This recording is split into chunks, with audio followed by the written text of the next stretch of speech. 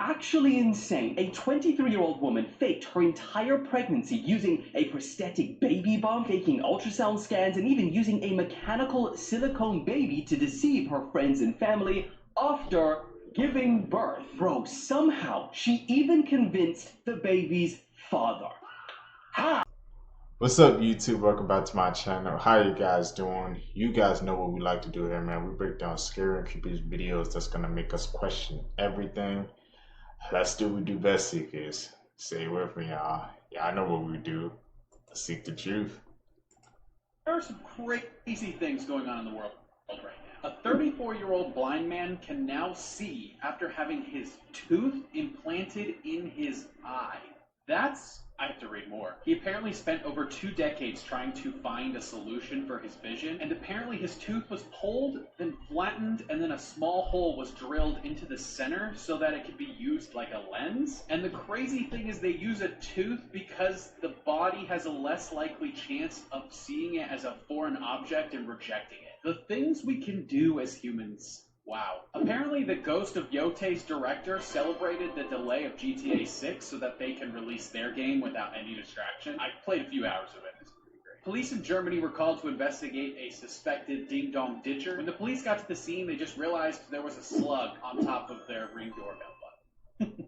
A woman from Virginia asked ChatGPT to generate her lottery ticket numbers. ChatGPT got 4 out of 5 of them right, and she won $150,000.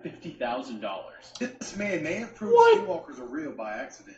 I believe in Skinwalkers, so I brought myself to the middle of a forest and got lost to prove their non-existence. I decided to taunt them and then started hearing something calling for help outside my tent. Skinwalker! Skinwalker! Skinwalker!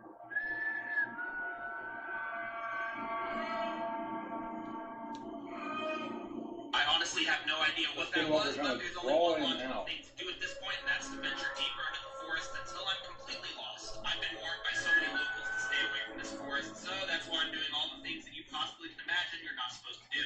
If Skinwalkers are real, honestly, I might be in some serious danger, but there's one thing that scares me more than Skinwalkers, and well, that's other people. I don't know who or what's out here, but every step I feel like something is watching me, and well, I was soon about to prove it right. I'm getting this feeling of dread, and I soon found out why. Someone has made these figurines and crosses and hung them from the trees. That's and not as a soon as I normal found them, human I started activity. hearing this off in the distance after I turned off all my lights and used my infrared camera. That's something yelling in the background. Yep. Something out there. I have no idea what that is, but the only way to find out is to venture deeper. When was the last time you saw Kris Jenner? Kris Jenner, who turns 70 years old this year, has found the fountain of youth. I'm serious, the fountain of youth. She was unrecognizable on a recent outing. Take a look at this. That's Kris Jenner. Look. She has officially left her fans stunned. Take a look at the side-by-side. 66 years old in 2023, 69 years old, about to be 70 in 2025. So I guess the question on everyone's mind is, good genes, good docs, or fountain of youth? Let me know your thoughts in the comments on Kris Jenner's new look at just about age 70. I mean, she looks like her daughters. Let me know your thoughts in the comments, and as always, I'd love to hear from you. Here is a Disney theory that may actually be true. Part 2. Frozen was one of Disney's most successful movies, and mostly everyone knows the backstory. Anna and Elsa's parents supposedly died overseas and left the kids to raise themselves in the palace. Well, this is actually not entirely true. The director of Frozen, Chris Buck, revealed that Anna and Elsa's parents didn't actually die on the shipwreck, but rather washed up on an island with their new baby boy. He also states that they built a treehouse, but eventually got eaten by leopards, except for the baby. Sound familiar? Well, this is also the backstory of Tarzan, another famous Disney movie. Look at the parents side by side from each movie. So this means that Tarzan is actually Anna and Elsa's long-lost brother. Really? What the hell? This is actually insane. A 23-year-old woman faked her entire pregnancy using a prosthetic baby bump, faking ultrasound scans, and even using a mechanical silicone baby to deceive her friends and family after giving birth. Bro, somehow she even convinced the baby's father. How? Now, pretending to be pregnant was the easy part. In public, she'd always wear a prosthetic, and online, she would post ultrasound scans and even come up with convincing details, like some of the tests showed that her baby had a heart defect. She had a gender reveal, a baby shower, and her loved ones turned up with expensive gifts like prams and a car seat. But when it came time to actually give birth, a little more tricky, but she was way too far to go back now. So, she locked in. She gave birth completely alone, so brave, and then began posting pictures of her newborn, which turned out to be a hyper-realistic reborn doll, which, for anyone who doesn't know, these dolls can move, have facial expressions, and even pee and poo, and are often used as a form of therapy for those struggling with infant loss, dementia, or infertility. But they can set you back hundreds, if not thousands. However, eventually her family started suspecting that someone was sus. They never heard the child cry, they weren't allowed to touch it, and at this point, realizing that you'd have to freaking adopt a child, send it off to college if you wanted to continue this shit, she decided to call it a day by telling her boyfriend, the father, that the child died. Glad she let him down gently. But by that point, it was too late, and it all came out when her mother reportedly discovered the baby doll in her bedroom. Now, she has since apologized, saying, "You didn't deserve to be lied to like that. None of you did. Everyone who came to the gender reveal, all the people who gave me gifts or support. I just didn't know how to stop once I started. And to everyone I made look bad along the way, the dad and his family especially, I'm sorry." Lasers. Bro, do you know how freaking deep that rabbit hole is, man, to freaking fake a pregnancy like that? You have to keep coming up with a new lie, bro. What did she think was gonna happen, man? People were gonna be able to hold the baby. She thought, what, she can get away with it forever? That's actually insane, man. And I'm pretty sure that's not the first story we're gonna have people faking pregnancies, bro. Why not fake realistic baby? That took it to a different level. Yeah, the green ones that like shoot super far. There's videos of people that I saw just in South America that it looks like there's a star and they're shooting the laser at the star and then they put it down and then that green laser pointing back at them. What? And they're like, what? And they're like laughing about it. What is that? And then like there's one where he's like in a window and he does it to what it looks like a star. Yeah. The star goes out. It's not obviously a star. Comes back and then shoots the green laser back at him. What? Yeah. That would lose sleep forever. Is it reflecting? It's in space. I'm just trying to look for a non-alien answer at that point. I mean, is it in space or is it like it could be like a drone, but it's like it's stagnant. I'm willing to bet that even our government is like harvesting information. But it's in South America. Oh, is it? Oh, what is that, man? That's so strange. It has to be. I don't know. Yeah, it's something super weird because obviously that's not normal. So like, what is the pilots and federal jail? They track you down. I don't know how they do it, but they they have the infrared thing. They can see that laser from miles. TikTok might not be your favorite app anymore if it's up to Elon Musk. So Elon Musk said he's bringing back one of the apps that started it all. Before Instagram, before TikTok, he said he's bringing back Vine. But this time, the Vine he's bringing back is going to be in AI form. He's doing that simply to compete with TikTok and Instagram Reels. And I know y'all remember Vine. Do it for the Vine. You remember Vine.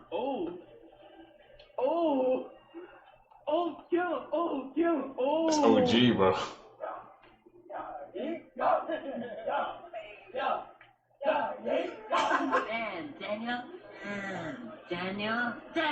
Daniel, at it again with the white band. Vine made a lot of people famous. Shit, Vine made Instagram change their whole format. If you remember Instagram from the beginning, on Instagram you can only post pictures. When Vine hit, everybody and anybody on social media loved Vine. So Instagram said, you know what? We need to put videos on Instagram too. And I'm guessing what pushed Vine out of the mix was Instagram videos was longer than theirs. So I wonder how Elon gonna do that. Because back in the days, Vine only had 7-second videos. But those 7-second videos made a lot of millionaires today. And I'm guessing Elon said since TikTok got into the wrong hands, because TikTok might be in the wrong hands, he gonna make something that make people want to get on his app. He done did it with X already. Now, he about to do it with Vine. What y'all think? Jump in the comments and let me know if you think Vine gonna be what it was back in the days, or better. I'm out. So a lot of people have been feeling like the timeline is just a little messed up in their head, like when learning that Ludacris and Charlie Chaplin were alive at the same time. So here's a few more that have been bending my brain. And before we dive in, if you love horrors, hauntings, or mysteries, you'll love the podcast. So a lot of people don't know that by the time the colonists got to Plymouth Rock, there was already a hotel and restaurant fully functioning in Santa Fe. They did not discover a single thing. Clint Eastwood overlapped with both Marie Curie and Thomas Edison, and if he wanted to, which I'm sure he did, Genghis Khan could have invaded Oxford University. This tortoise named Harriet met both Steve Irwin and Charles Darwin, and those two events happened over 100 years apart from each other. We're actually closer to Keanu Reeves' 80th birthday than we are to the release of the original Matrix. Tobey Maguire in No Way Home was the same age as Willem Dafoe in the first Spider-Man. And finally, but my favorite, the last survivor of the Titanic could have watched Twilight. I'm guessing that vampire spirit came up out of Playboi Carti. Your man's got charged because his girl wouldn't give him no booty in the back of the limo. I didn't even know people still rode limos. According to reports, him and his biddy got into it in the back of the limo because she wasn't giving up no booty. So he punched her in her chest, allegedly, and then the driver got out and was like, you can't be hitting no females, and he hit it at boop boop. The limo driver named Carl said all he tried to do was break it up, and he got hit in the jaw, and now that shit bruised and swollen. He said that man Playboi Carti was acting deranged, like he was taken over by a demonic spirit. He said this man got so heated that his own securities had to step in and break it up. So it's not just the Hollywood actors, y'all. It's the motherfucking demonic rappers, too. Y'all let me know what y'all think about it down below in the comments. I'm gone. This guy, he spent 100 days underwater and reversed his age. Reversed his age. He wanted to do a scientific study, his own research on what all that pressure being underwater would make your body do. Okay. So he spent exactly 100 days in a submarine, eating, living, sleeping there. 100 days. He went to a facility to go and run some tests on it. Now, his stem cells, his blood work, everything that they've done about his tests, it says that he aged 10 years younger. What? Yeah. Like, all his wrinkles are gone or some shit? No, like his body. So he felt healthier. He did feel healthier. He was feeling healthier. His blood pressure was down. He said like he can sleep better, and he deadass feels like 10 years younger once he got back to the surface. What? But it's interesting because when he got out, this is the crazy part, because he went to... He finally... Okay, so if you want to freaking reverse your age, all you gotta do a Mr. Beast challenge, 100 days underwater, bro. Who's gonna do it? I wonder, actually, that would be a good freaking video. You heard it here first, man. A Mr. Beast original, 100 days underwater. In the submarine, bro. We have a video of the people that robbed the Louvre, and it looks like the police might actually catch these guys. So it turns out that this group does very well organized robberies. They literally completed this robbery in 6 to 7 minutes, and these guys ended up robbing France's crown jewels, including jewels that belonged to Napoleon's wife. And this sounds like this is straight out of the Ocean's 11 movie. And they also escaped on rental scooters. And this is where it gets even more worse. They did this while the museum was literally open in broad daylight. And as soon as security found out, they panic. And after seeing this new video, we see that the jewel thieves were literally dressed as construction workers, where they used this truck right here to scale the building and go through this window, and they broke through the window using a freaking chainsaw. And they used that same chainsaw to break through the glass case where the windows are. And after they escaped from the window, they went back onto rental scooters. This is without a doubt the most coolest heist in my lifetime. And now we have this footage of the guy doing it. And in the video, you can clearly see that nobody is around him. Do you think that these guys will ever get caught? They don't want you to know about it. Remember, they control everything. Not because they have power, it's because they understand how to manipulate you. Miami, y'all better buckle up, because this is not an episode of Black Mirror. This is real life. So if you guys haven't heard, Miami PD just released the very first AI self-driving police vehicle. Yeah, no humans behind it whatsoever. They're talking about it's to free up the police officers' time so they can tend to even more important matters.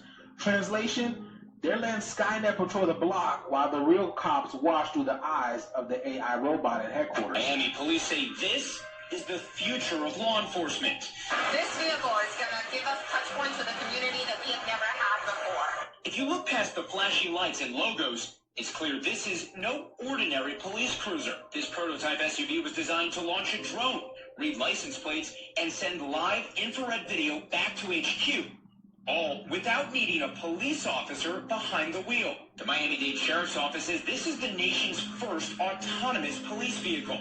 The South Florida Department is rolling out the experimental vehicle thanks to funding from the policing lab. What we're ultimately trying to do is to give the sworn officers the capability to make the best decision out there. For now, Miami-Dade will essentially take the vehicle on a PR junket, seeking community input before it regularly patrols neighborhoods. If and when that day arrives, designers say this vehicle will offer a lot. They don't need to be focused on driving and looking for animals, children, pedestrians running out into the road. The vehicle's going to watch those vulnerable road users and let the officer look for crime. The easy-to-operate tethered drone gives police a bird's-eye, up-close view, even in the shadows. The car can also patrol targeted areas, deterring bad actors without Sheriff Rosie Cordero's stunts needing to send actual deputies. I would probably say that this vehicle will allow 5 to 10 deputies to go about other business that they might otherwise not be able to do. Lab says the car can also help streamline arrests, fingerprints and digits, and relay real-time data. Bus collision, and you position this vehicle, and this information can be fed directly back to a command center for decision So making. picture this. You're in Little Havana or in Wynwood chilling and vibing, and all of a sudden a car pulls up with lights and sirens, and then you look in the vehicle, you see no police officer, and it's telling you to wait right there until a real police officer comes. What are you going to do? Are y'all ready for RoboCop in real life? Skynet in real life, y'all? They've been telling us through these movies, and now it's rolling out right in front of your face. What are y'all going to do about it? This ain't no movie anymore, y'all. This is real life. What do you guys think about this video? Let me know down in the comments below. The shift is here. Let's continue to get it. Peace in. What's up, YouTube? Welcome back to my channel. How you guys doing? If you guys are brand new here to the channel, you guys don't know what we do. Let me talk about it. We break down the most scariest and creepiest videos on the net, on the web, from YouTube videos to TikTok videos, IG Reels, Facebook, anything weird, usual, and unexplained you can find right here on this channel. Just want to thank each and every single one of my supporters who come back to the channel every single day, watching the videos entirely, commented down below, and most importantly, hitting that thumbs up button, man. You're helping us push us into the algorithm, man, so other seekers can find us. So I greatly appreciate the support. Found this video for you guys today. Let's do what we do best, seekers. Stay with me, y'all. Let's seek the truth. Facts about money that will blow your mind. Half of all elder millennials wish they had chosen a different career path. The majority said they felt pressure to pursue 4-year degrees with mountains of debt and now earn too little in their jobs to keep up. Here's the scariest part about all this. Gen Z has the lowest average student loan debt of $14,000. Millennials are the next highest with $33,000 on average. Gen Xers have even more student loan debt on average with $43,000. And finally, baby boomers actually carry the highest average student loan debt. Your student loan debt actually goes up as you get older. And top that off with the unemployment rate going back up, and more than 1 million people became unemployed last month. Here is a solution that could double your income. The average tech salary is $100,000 to $300,000. You can learn any tech profession in 6 to 9 months with Triple 10. Triple 10 offers beginner-friendly boot camps with tons of different careers, and 87% of students get great jobs at companies like Amazon and Tesla. Triple 10 will even give your money back if you don't get a job within 6 months of graduating. Link in my bio to take their free consultation to find out what career would be best for you. There is an We're going to Triple 10, man. Get that tech money, bro. It's actually interesting, man, to see the generations of seeing how much money people owe in college, man. If you don't know what you're going to college for, I just say figure it out before you go so you don't get all that debt piled up.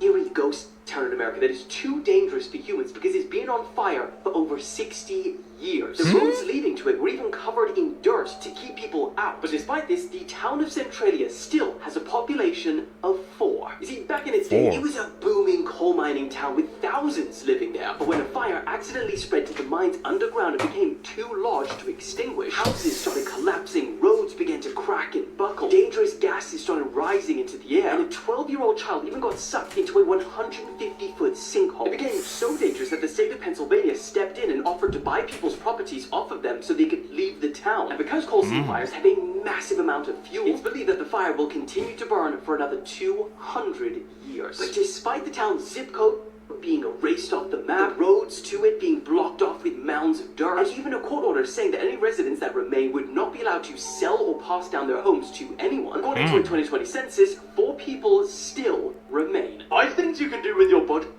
Who in the hell is living in a town that's always on fire? Why didn't they just abandon it with everybody else? I guess that their family home is really important to them, man. You know, some people, like, they just refuse to move. I think I seen a clip on Twitter or something like that where, like, this beacon house, they had built, like, a whole, like, I guess new, like, roads and stuff like that, but they had to freaking build around the house because the owner refused to sell, man. That you only just realized. You can only swallow 2 to 3 times before your body forces you to wait to try again. And you can't hum with your nose plugged. You can actually tickle yourself by rubbing your tongue on the roof of your mouth. And your forearm is about the same size as your foot. And if you say, your breath comes out warm. But when you say, your breath comes out cold. In celebrities' houses, wow, before really? and after their fame. Eminem, or Marshall Mathers, was born and raised in Missouri. This is the house his family settled in when he was 11 years old. And then after his rise to fame, this is now his house. And this is the house where Jennifer Lopez grew up. Her parents were born in Puerto Rico and moved to the USA, and this is the house in New York that they bought. And then after her rise to fame, this is now one of her mansions. This is where Kanye West grew up in Chicago. But then at the age of 10, he moved to China to live with his mother. Then after his rise to fame, this is one of his incredible mansions. And Justin Bieber grew up in this house on low-income housing in Stratford, Ontario, the United States. And after his mega successful career, this is one of his craziest mansions. Seen it glow up on each and every single one of them, man. They said, I'm through with the house. We in the mansions now. It's insane. Especially the Justin Bieber one. I can't even imagine. Top 3 terrifying animals that existed and you didn't know about. Number 3, the Titanoboa. This prehistoric snake, living approximately 60 million years ago, ranks among the most terrifying creatures known. Reaching lengths of 39 to 49 feet and weighing up to 2,500 pounds, it dominated ecosystems, particularly in South America. Number 2, the Pulmonoscorpius, an ancient scorpion from the Carboniferous period, about 330 million years ago. Measuring up to 2.3 feet long, it surpassed the size of any present-day scorpion. Its formidable appearance likely made it a fearsome predator in its time. Number 1, the Gigantopithecus. As the largest primate to have ever lived, this colossal hominid existed around 100,000 years ago. Standing up to 9.8 feet tall and weighing up to 1,322 pounds, it was an imposing figure, although likely a peaceful herbivore. Factors like climate change and competition with humans contributed to its eventual extinction. Normal-looking photos that have a disturbing backstory. This is former NBA player Mark Jackson's basketball card. In the background are the Menendez brothers. They're sitting courtside shortly after killing their parents and just before getting arrested. The 17-year-old who took this photo told his family members that he planned to hike the stairway to heaven. He texted multiple pictures before his disappearance, and shortly after, the family noticed a man in this photo. While this photo may seem like an ordinary picture of footprints in the sand, they actually belong to a 4-year-old little girl who shortly after this photo was taken, drowned in the ocean. The 2 brothers in this photo are at Sequoia National Park. This photo was taken moments before they were both struck by lightning, and both shockingly survived. There was a tradition in Victorian England to take photos of dead people, often dressed in their best clothes, and pose as if they were taking a family portrait. If you look at this photo for long enough, you will notice something is a little off about one of the children. The man who took this photo of his wife scuba diving off the Australian coast also managed to take a photo of Tina Watson, who was drowned by her husband that day in 2003. These are the scariest terrifying backstories, man. Of war. Ghost Tape 10 was an audio tape played by the US Army during the Vietnam War. They would play it from helicopters and boats. Its aim was to scare the enemy Viet Cong who were hiding in the jungle.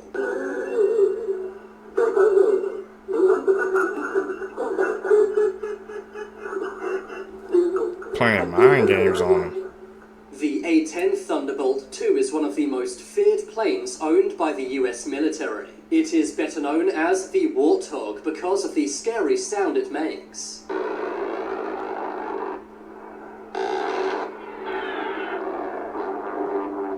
Is it like breaking that sound barrier? The Warthog can actually open the sound barrier. The atomic bomb is one of the most powerful bombs ever made. We know that from history.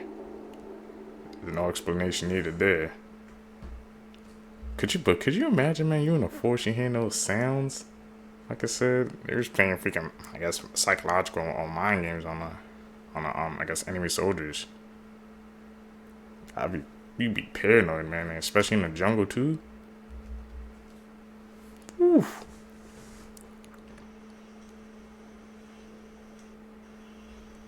What's he got? Hot take, you're not gonna apologize for it. 1v1, a Wolverine would whoop a honey badger. That Streets made this aggressive bulk at the face of Black Air Force energy. Old time the Wolverine's the CEO of Cell Block D tendencies. First of all, they're more than capable of hunting for themselves, but some dudes can't be bothered to get their own bread. Instead, they gotta steal from the baker. And by baker, I mean they'll tax animals like wolves, cougars, even bears. Let me remind you, they're about the size of a medium dog, yet the crackhead Purge can have an overgrown canyon cat backpedaling. And you thought honey badgers were on timing. And they are, but Wolverines, where else are you gonna find a war weasel 2v1ing a pair of wolves? But 2v1, bro. They can hunt, and they are very good at it. They've been known to murk moose by either going after one that's already injured or one stuck in the snow, since Felony Ferret's like a psychopath with snowshoes. And they'll track you down and run your fade like John Wick. This reindeer was injured and likely bleeding, so the travel-sized bear followed it and delivered smoke directly to the face like a cigarette. They've also been known to eat porcupines, or at least die trying. And you can even find a story of a Wolverine packing up a polar bear. Yeah, it was at a zoo, but that's still a fat W. Wolverines have this really bad habit of whenever they find something that doesn't belong to them, they'll immediately soak it with the smell of death, strong enough to make you cry fresh from its brown eye. A smell so offensive they've been nicknamed Skunk Bear. There have been stories of them breaking into cabins, blowing up the place like a truck stop bathroom, and walking out with like a sock or something. Almost forgot, this walking garbage disposal has rotated molars in the back of its mouth, meaning they can chew through solid bone and frozen meat. I'm sorry, but a motivated skunk monkey is absolutely folding an Oreo-coated temper tantrum, but that's just me.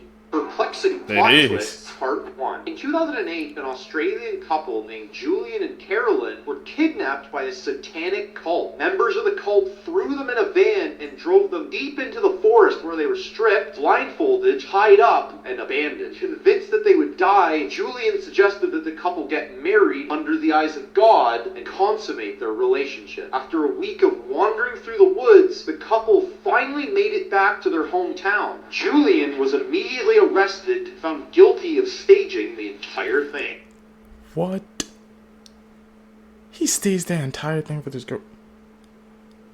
Not in the woods for a week, man. For him to be the mastermind?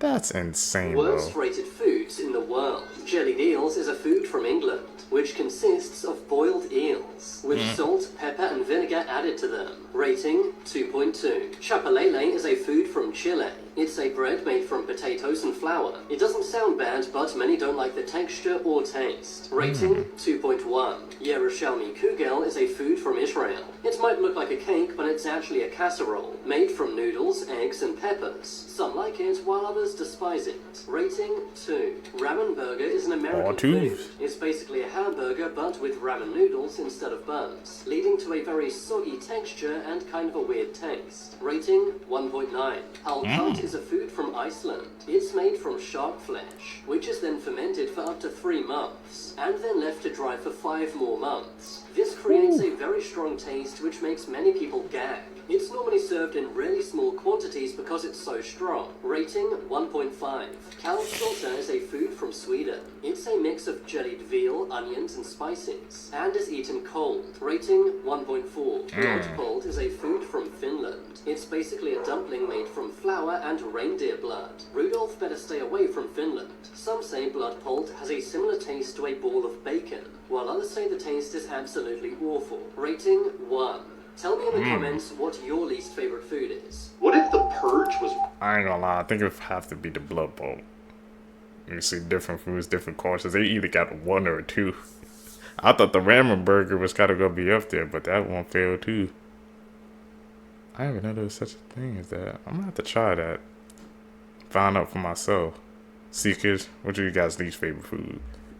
Real. A new political Party is voted into office in the US, the new party amends the Constitution to allow one day every year where all crime is legal. Most Americans bunker down in their homes, but a group of murdering psychopaths patrol the streets, and this actually prevents riots, but the majority of the murders actually happen between angry family members. Financial crimes are rampant, and the stock market crashes every single year the day before the Purge. These are the safest countries to go if World War III was to start. And considering the news at the moment, you might want to sit down, shut up, and listen. So favorite this video, just in case you ever need it. I hope we never do. Now, there are countries all around the world, but let's start with Argentina. Now, if this was to all break out, it's likely that the world would look similar to Terminator 2 Judgment Day at the end. It's likely that all the smoke from all of these will block out the sun, this resulting very quickly in famine and crop failure. But don't panic, because we have Argentina. In Argentina, there are an abundance of resistant crops, such as wheat. This is one of the places on Earth that actually has a chance of surviving World War III. Next up, we have one of the big ones, Switzerland. Now, aside from the fact that it is incredibly neutral when it comes to politics, it has a landlocked geography and mountainous terrain, as well as being one of the countries with an insane amount of underground bunkers. Actually, there's 26,000 of them, which are actually all very hidden, which will mean you will be very safe. As well, just in case there is an invasion, Switzerland literally has booby traps everywhere. It's actually kind of insane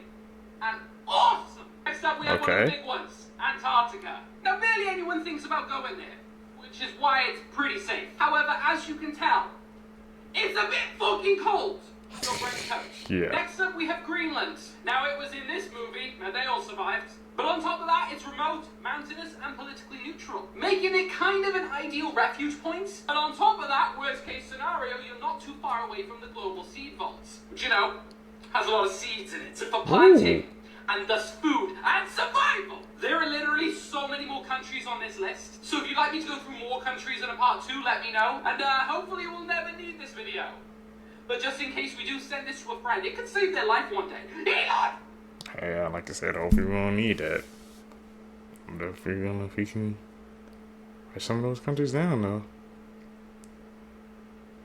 I can't believe you said Switzerland, bro. Have all those bunkers. You would think the U.S. would have some bunkers like that too. Trying to take over the world in today's time would go absolutely horrible. Now, trying to take over the world 1,000 years ago probably wasn't very hard. You know, you put me in a world 1,000 years ago, I could easily take over the world. Now, obviously, they weren't thinking about that. They were thinking about when they're going to get their next meal and when they're not going to die of frostbite by the age of 19. Yep. This taking over the world concept that we see in movies and TV shows, animes, cartoons, whatever you want to say, in fiction, just to say fiction, it isn't realistic at all. I mean, no shit. Yeah, did you know that, like, it's not possible to take over the world? Woo! Will plays us are really making us feel enlightened over here. But trying to take over the world nowadays would go horrible, like I said. 1, because guns exist. 2, because we're already unified. And 3, because guns exist. I guess if you wanted to take over the world, I guess you could probably try to convince a bunch of hillbillies and drug addicts that you're the Messiah. I would start there. I don't think that would end well. well. This clown animatronic changed the landscape of the Halloween industry when it released. This is the creepy towering clown from Spirit Halloween 2017, and his history is kind of interesting. First, because I know you guys love it so much, let's start with his official backstory. Grimsley the Great was a troubled man, an infamously tall clown who was part of a traveling carny family. Every night before a performance, Grimsley would stand before his dressing room mirror and manically paint on his deceivingly joyous features. But it took hundreds of attempts before he was satisfied. He'd wipe his face clean and start over in a fit of rage, often gnashing his pale white face with his dagger-like fingernails. Some say you can hear his blood-curdling screams from miles away from his dressing room, and his sinister soul was hiding a dark secret, a plan to collect and transform innocent bystanders into human oddities for show business. That was just a quick retelling of his official story, and it's one of the better ones, I'd say. Grimsley is made by a company called Seasonal Visions International, and he was the first bent-legged towering prop that they'd ever released. This looming, bent-legged three-legged pose eventually found its way onto several other characters. It was really popular at the time. They don't make them that much anymore, but some would say that's for the better, as these animatronics dominated SVI in the late 2010s. Before he came to Spirit, Grimsley became available in the UK in early 2017 on a website called Mad About Horror, which I still don't fully understand considering that he was meant to be a Spirit exclusive, but regardless, this was one of the few Spirit exclusives that was available in the UK for a brief period in time. But most notably, this animatronic is what started what I'm going to call the clowndemic. Grimsley's release coincided with a cultural phenomenon at the time that helped propel him into one of Spirit Halloween's most successful props. And that was It 2017. I don't know if I can really illustrate just how fucking popular this movie was when it released, but if you were there on the internet in 2017, you would know. Before 2017, clown animatronics weren't even that popular.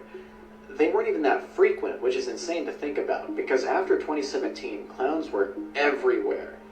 Nearly every clown animatronic after Grimsley became insanely popular.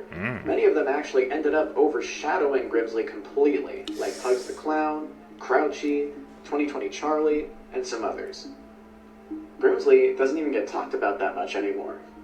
Something else that's interesting, this was one of the first SVI animatronics that suffered from very severe facial deformities. Not quite to the extent of Heckles from last year, but it was bad. In 2018 though, they fixed this, and to this day, the 2018 model is the best version of this prop. And that's also the version that I have. Also, he has his own costume, so take that as you will. Shockingly enough, this prop retailed for only $200 in 2017. I know some will say that that's still a lot, but this thing is 7 feet tall. He's huge. If he released today, I'd bet money that he would be $300 to $350, no doubt about it. Even back in the day, $200 was crazy reasonable, considering some of the other animatronics that were priced the same. In my opinion, he was absolutely worth the money, and I think he deserves to be talked about a little more.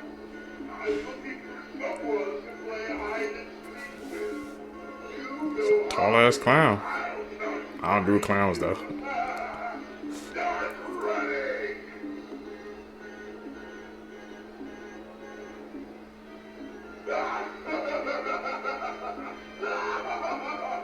Imagine seeing that walking by. Little kid gonna be scared as hell.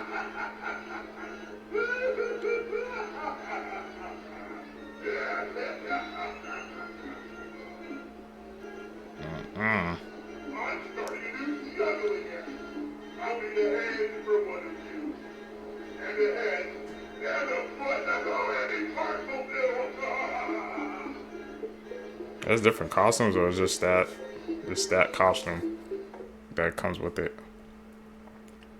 I'm about to say, was he said that clown was responsible for, you know, the clown phenomenon? That was all over YouTube, all over the internet. I remember those days. People were pranking people. Facts about food. The largest meal ever consumed was when a woman ate 19 pounds of food in about 4 hours. She did end up passing away after this. A Serbian vodka comes with 13 health warnings, including one in Braille, due to its 88% alcohol content. In 2022, 2 Californians filed a class action lawsuit against Barilla Pasta because they thought it was made in Italy. The FDA does not recognize Dr. Pepper as a cola, a root beer. Cranberries will bounce. If you want to test how ripe your cranberries are, drop them on the ground. Cranberries are nature's bouncy ball. Even farmers use this technique to see if their cranberries are ready for shipment. Mountain Dew contains orange juice. Although it tastes like a lemon lime soda, orange juice is third on the list of ingredients, just behind carbonated water and high fructose corn syrup. Humans' DNA is 60% the same as bananas. Our genes are comprised of 3 billion building blocks, which are surprisingly ununique. From this, 60% of our genes are identical to that of the banana. However, The other 40% is different enough to make us who we are. There's a small difference between jelly and jam. Jam is made with fruit, which is why it's so much more chunky. Jelly is made with fruit juice. This is an easy way to tell the difference between jelly and jam. Jelly will spread evenly, while jam will tend to be a little lumpy. A ridiculous amount of Nutella is sold every year, so much so that it could cover the Great Wall of China 8 times. You could circle the world almost 2 whole times, and the amount weighs the same as the entire Empire State Building. Sound can influence the taste of your food. High frequency sounds are to enhance the sweetness in food, while low frequencies bring out the bitterness. Pound cake got its name from its recipe. The early recipes of pound cake called for 1 pound of butter, 1 pound of eggs, and 1 pound of sugar. Most supermarket wasabi is actually horseradish. Real wasabi is challenging to make and expensive. As an alternative, most wasabi for sale is colored horseradish with flavoring. Farmed salmon is dyed pink. Wild salmon is naturally pink because of all of the shrimp they eat. Farm-raised salmon have a different diet and end eating fake salmon out here. here. They are fed specific plant pigments to get the same hue as wild salmon. Crackers are worse for your teeth than sugar. Acid is the biggest cause of tooth decay, and crackers tend to stick to your teeth, which ends up being a breeding ground for bacteria. You can find peanuts in dynamite. Peanuts have an oil that is used as an ingredient while making glycerol, which is a main component of nitroglycerin. French fries originated in Belgium, not France. They are only called French fries because they are French cut. Twinkie cream is not cream at all. It is actually vegetable shortening. Strawberries are not berries. Technically, berries only have seeds on the inside, a rule which is obviously broken by strawberries. Margarita pizza is named after a queen. When King Umberto I and Queen Margarita visited Naples, they wanted a change from their fancy food and asked for pizza, which was food for the poor back then. The queen loved the mozzarella pizza so much that it ended up being named after her. Thomas Jefferson actually made pasta popular in the United States. He is responsible for bringing the first macaroni machine over to the United States after spending time in France. He was also the one who introduced mac and cheese to Americans. Cauliflower comes in multiple colors. Although we typically only see the white cauliflower, it actually has purple, orange, green varieties. Orange and purple cauliflowers have higher antioxidants. Lima beans are deadly. Raw lima beans have lethal amounts of cyanide in them, but if you cook them thoroughly, you'll be just fine. Sweet drinks can cause dementia. It's not quite as drastic as it originally sounds. However, studies have shown that people who drink 1 or more artificially sweetened drinks per day were almost 3 times more likely to develop dementia. Coffee is the main source of antioxidants for Americans. Antioxidants help fight aging and heart disease, but coffee doesn't really have that many of them. We just drink a lot of it, so we kind of get enough. An expensive delicacy of China is bird's nest soup, which is made from rare bird's nests created from the saliva of small swiftlets. They've been used in China for over 4 centuries. Food is allowed to contain some amount of insects. By FDA standards, there is an allowance for the level of traces of bugs that could be in your food. Chocolate can have no more than 60 insect fragments per 100 grams. Peanut butter can't have more than 30 insects per 100 grams. So theoretically, insects can be in them as long as it's under that. Tonic water. That's insane. Quinine is the component of tonic water, which is what causes the glow. Sheep brains are a delicacy in Turkey, China, and India. Brains are a natural filling for ravioli, cheese, scrambled eggs, and other textured dishes. Rocky Mountain oysters are deep-fried bull testicles, favored among cowboys, often served at rodeo events across the United States. He was just freaking blowing our reality wide open, man, with all those facts. That's why I wasn't going to stop and pause after each one. Just keep letting them come, man. I can't believe, bro, they actually allow bugs in foods as long as it's under a certain amount. So that means every single time we eating jam or freaking peanut butter or something, we eating bugs, bro. That's wild to think about. Different color cauliflowers and stuff like that, and people eating sheep brains. It's just... He was blowing our reality wide open, man. Dropping all those fact bombs on us. Seekers, if you guys made it with me to the end of the video, you're a true seeker seeking the truth. I greatly appreciate the support, man. Like I said, don't forget to comment down below. Hit the post notification bell, hit the thumbs up button. Follow me on all my social medias. You guys can catch you in the next videos. I'm out. Peace, YouTube. You can't tell me this is not an island in the sky. My God. What is that? I don't know. Is that heaven bleeding through to our reality? Or another dimension? I am or is it just a mirage? That's Wait a minute. insane. What is that?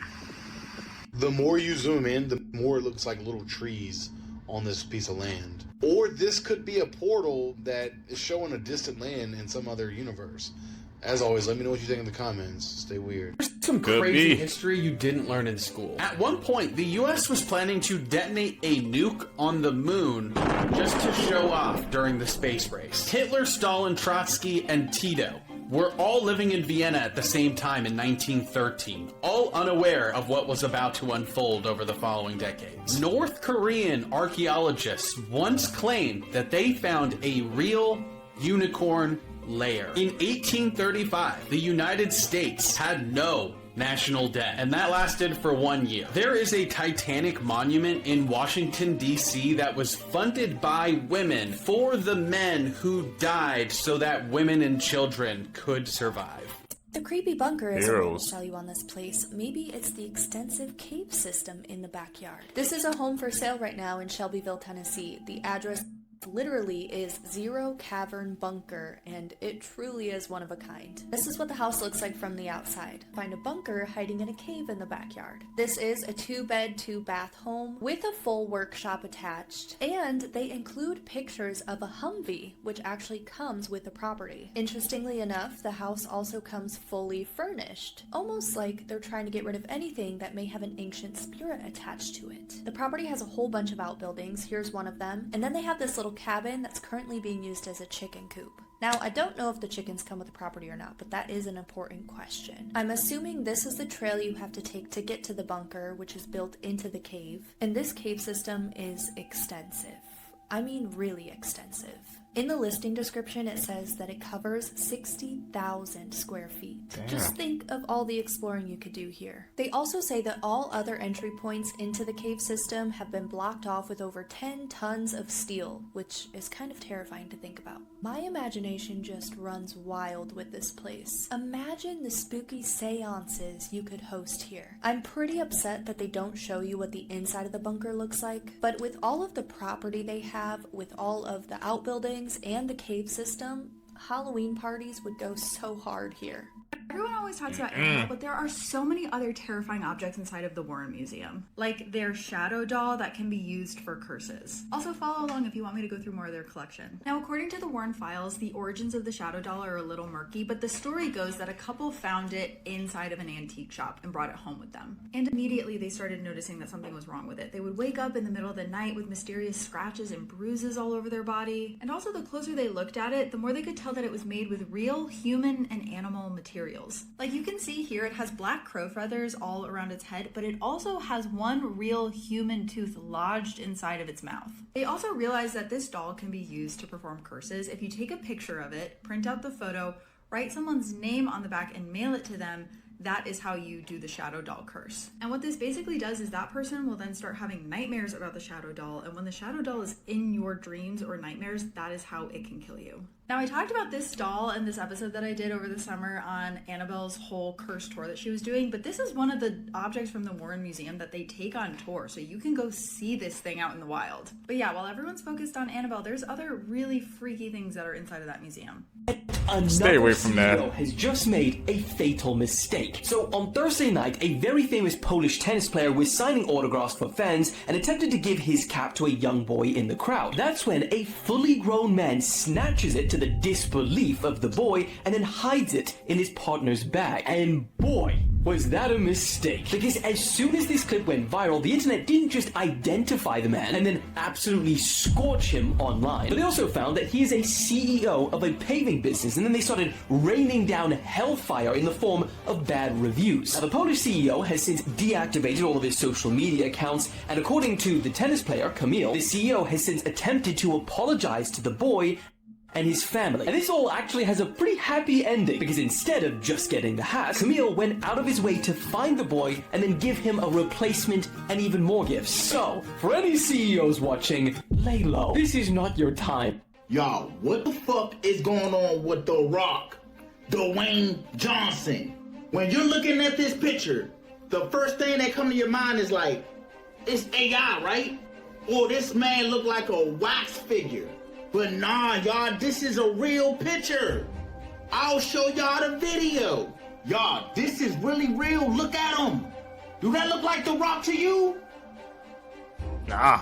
I understand that he's 52, 53 years old. I get it. Everybody ages. But bruh, he was just like 200 and something pounds. Right here, he looked like he a buck 190.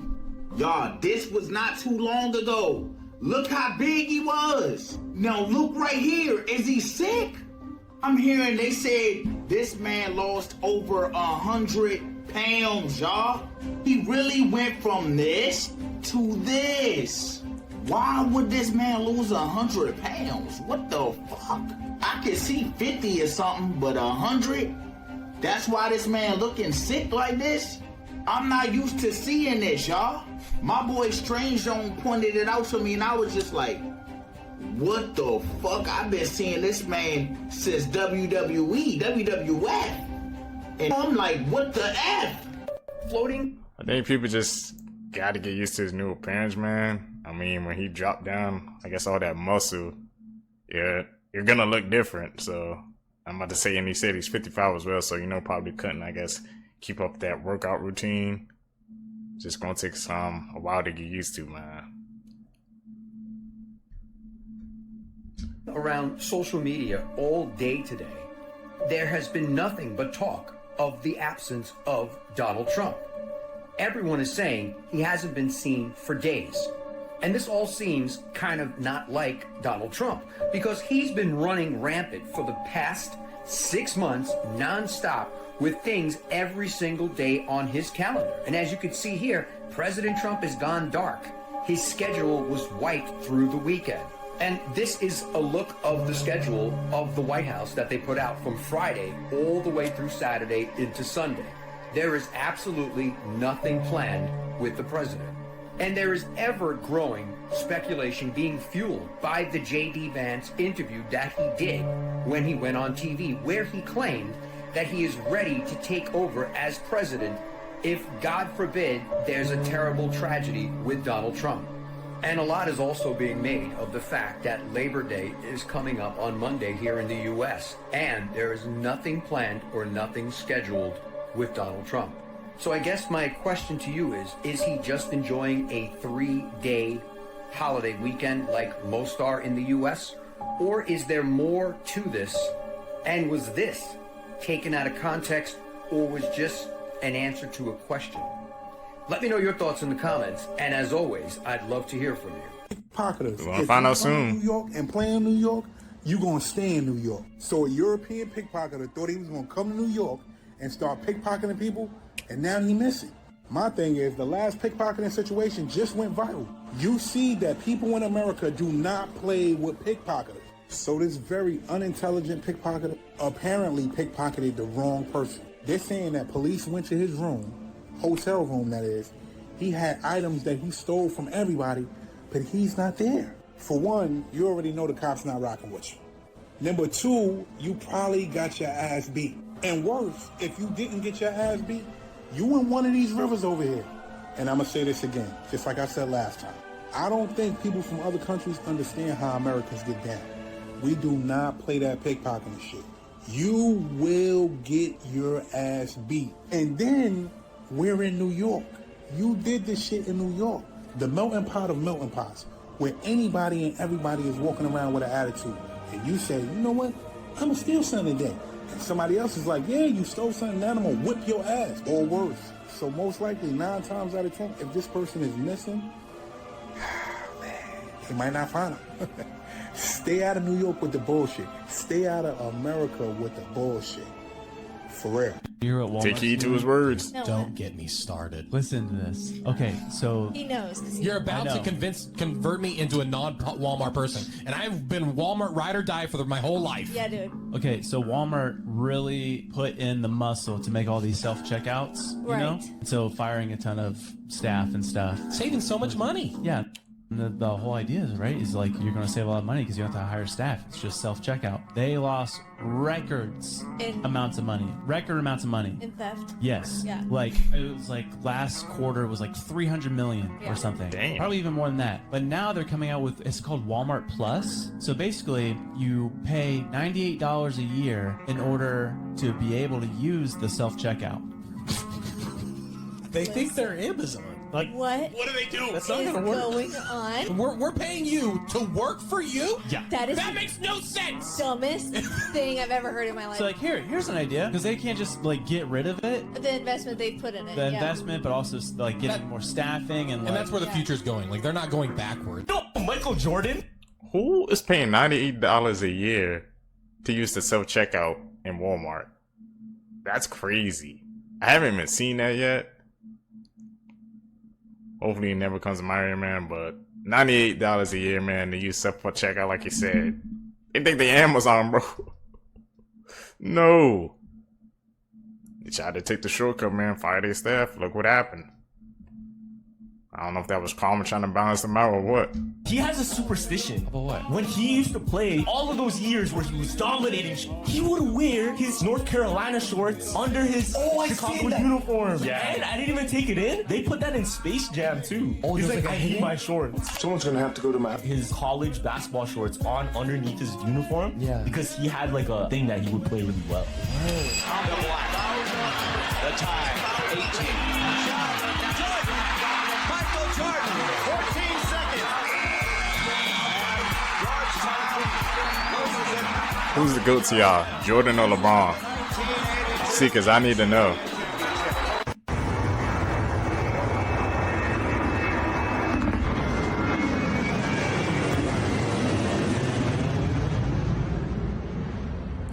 What is up with these planes? Y'all saw that? Y'all know what Hollywood represents?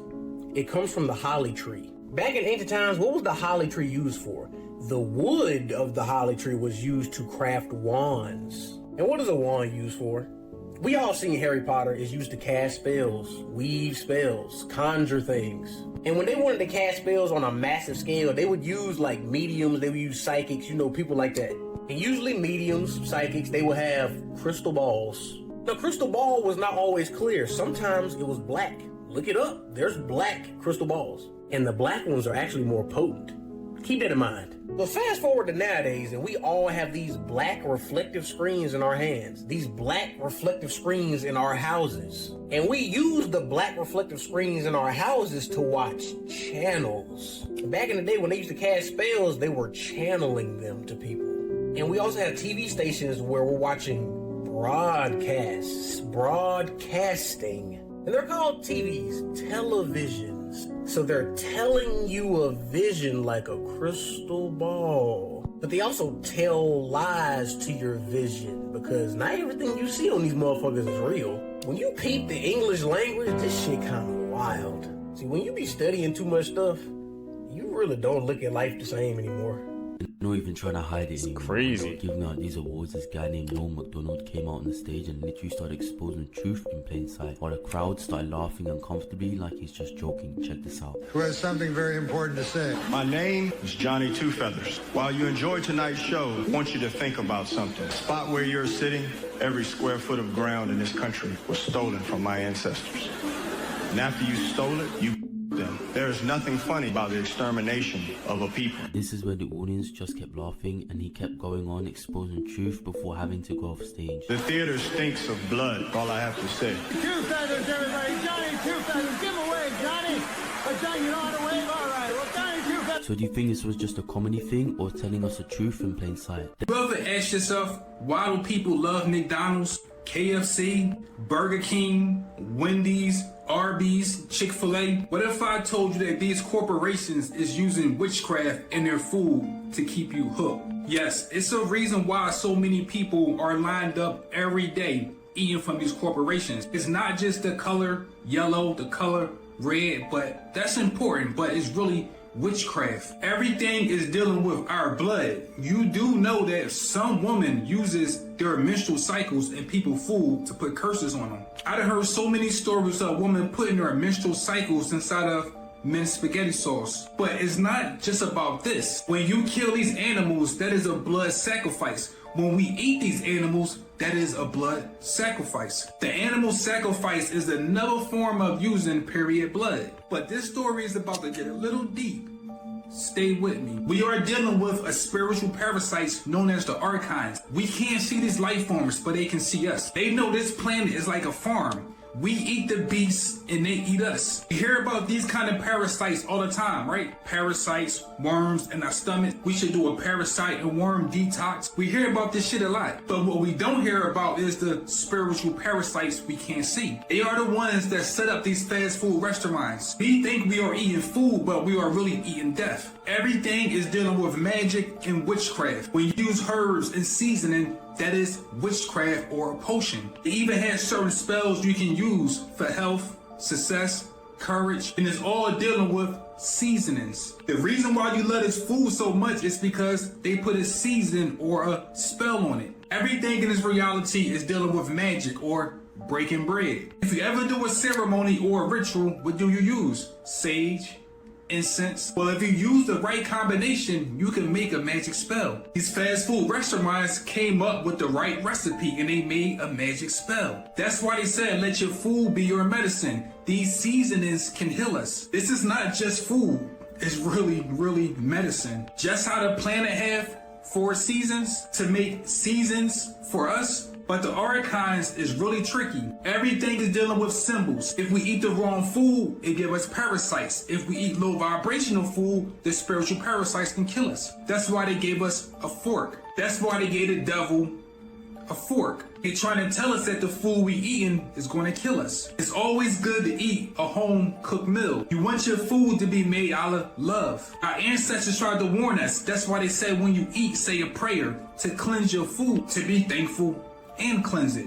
Our energy is connected to our intentions, so if we have good intentions, our food can be healed. But when you go and buy fast food, think about all the people that's fucking mad that they gotta make this food. That energy is going into... So I guess this is the real reason why they call it Tucson, Arizona, because 2 suns would have to be doing this, because that first sun, that yellow sun, was not as powerful.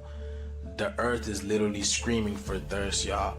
And it's crazy how the dichotomy of, right, we have all these cities flooding, right, these rivers swelling up, the oceans are doing the most, but the desert is staying dry. So you guys know they can't build without water, right? And because of this, this has halted the production of a whole bunch of new homes in Arizona, y'all. Check, and it's causing people's bills to spike as well. Phoenix, Arizona is banning the construction of new homes because they're running out of water, but they're not saying why the water is running out. Factory farms. This is a picture of Lake Mead, which provides water for 20 million people. It's the single largest water reservoir in the nation. Or I should say, it used to be. This is Lake Mead today. The Colorado River, which feeds into Lake Mead, is going completely dry. But it's not ordinary people who are using the water. A recent study found that there's one polluter that uses 5 times the water of all the residential homes in the area. Factory farming. Worse yet, even as ordinary citizens are seeing their water bills skyrocket, factory farms are being subsidized, including a $1 billion deal by the federal government last week. So maybe it's not just ICE that's arresting these construction workers, that's halting all this construction work. Y'all see Mother Nature is fighting back as well. But yeah, y'all, 2 suns, y'all. The shift is here. Let me know what you guys think about this video. Let's continue to get it. Peace in. People are getting microchip implants. A Wisconsin company called 3 Square Mart has been doing it for a while, and now it's happening in Sweden. People in Sweden putting implants, microchips, right, into them. We've seen something like this here. There's a company that they're Wisconsin, right, so they could get stuff out of the vending machine with these microchips. So what's happening in Sweden? So basically, in Sweden, over the past couple of years, several thousand people have had these little rice grain-sized microchips put into their hands, which contain information that they can use to, say, check into the gym or get into the office or pay for train tickets, right? So on the one hand, everyone can appreciate that that's convenient, right? How many times have you been looking for your key fob at the gym or can't remember your password for something? But I think the bigger question here is, look, as the human body itself becomes a technological platform, right, there are big questions we need to consider about what kind of information is put out about us, from us, quite literally, and also further down the line, what kind of access do other people or platforms have to that information that is inside us, right? This is a biotech question, this kind of blurring of the lines between the human body and tech. I mean, it's one thing if you're holding your smartphone and it's sort of emitting data about you. It's another thing if your own hand is doing the same thing. In court. On May 13, 2015, police arrive at a home near Sand Lake, Michigan. Inside, they find the bodies of Marty and Glenna Durham. Marty had been shot 5 times, and Glenna was shot twice in the head but survived. After making a full recovery, Glenna told police that somebody had broken into their home before shooting them and fleeing. Marty's 3 children were going through things inside of his home when they found a manila envelope. Just a couple weeks before Marty's death, he received a phone call from a family member. The family member told him he had seen Marty's home in the foreclosure section of the newspaper. Marty had no idea about this, as Glenna was the one that took over the bills, and she hid from him that they were facing foreclosure. That is, until Marty's Parrot began reenacting the crime scene. The new owner noticed him arguing in 2 different voices, and the last thing he said was, and Marty's Parrot was the key witness. This is one of the scariest catfishing cases I have ever heard of, and if you have kids that are online, you should listen to this. This is Austin Lee Edwards, a Virginia cop who catfished a 15-year-old girl online before murdering her family and abducting her. Austin posed online as a 17-year-old boy and was trying to sexually extort the 15-year-old girl. But once he asked for a nude photo of her, she stopped all communication with him. On November 25th, Austin drove from Virginia, where he lived, to the girl's home in Riverside, California, and murdered her mom and grandparents before setting the house on fire. He then kidnapped the girl. While trying to flee, thankfully the girl was found physically uninjured, but the trauma she now has to face is horrendous. What's absolutely crazy to me is that prior to this, Austin was a cop with the Virginia State Police. Upon being hired there, he disclosed in his application that in 2016, he voluntarily checked himself into a mental health facility to receive treatment. And without looking into it at all, the Virginia State Police hired him anyway. But what they didn't know was that Austin was completely lying to them. It wasn't voluntary at all. In fact, in 2016, he was actually the VSP has since stated that they were not aware of this, but if they were, they would not have hired him. To top it off, Austin had quit the VSP in late October, and right before the murders, he was hired as a deputy with the Washington County Sheriff's Office. And according to them, they contacted the VSP during Austin's hiring process, and they mentioned none of that. Both departments have since stated that there was no indication that Austin would do this. There were so many opportunities for this to possibly have been stopped, but it wasn't. So please be careful and remember this story if you have kids that are online. You just really never know. Would you kill your best friend for $9 million? In 2019, Denali Brimmer met a millionaire online named Tyler who offered her $9 million in exchange for evidence of her killing someone. Denali, who was 18 at the time, recruited 4 other teens to help her lure her friend Cynthia Hoffman to Thunderbird Falls in Alaska. Under the guise of a hiking trip, they then shot her in the back of the head and dumped her body in the river. She sent photos and videos of the crime but never received any money. That's because Tyler never existed. His real name was Darren Chill Miller, a 21-year-old from Indiana. He then blackmailed Denali into sexually assaulting young girls, which led to her arrest and the discovery of evidence on her phone linking her to Cynthia's murder. On February 15th, she pled guilty to first-degree murder and now faces up to 99 years in prison. This could easily be one of the most haunting Polaroids I think I've ever seen. Now, the Polaroid was captured and then later developed after Jonah Sullivan went missing. It didn't take long for investigators, once they developed it, to realize the same thing that you're probably realizing. There's something in this picture. But before we get into it, if you are a fan of all things chilling, mysterious, and unexplained, please go check out my podcast, Creep Time the Podcast. Go click the link in my bio and you can listen on Spotify or Apple. Now, to preface where the picture came from, Jonah was actually an explorer, and he would typically explore abandoned buildings, one of them being the Gershwin Schoolhouse, which was abandoned in the late 70s and no one knew why, and he went in 1999. After he never came back, police went searching where they found the Polaroid camera, but not him. The final picture caught on the camera was eventually developed, which showed someone in the background near the desks. If you zoom into the picture, you would see that Jonah was not alone in that room. An attempt would be made to digitally enhance the picture, and this was the result.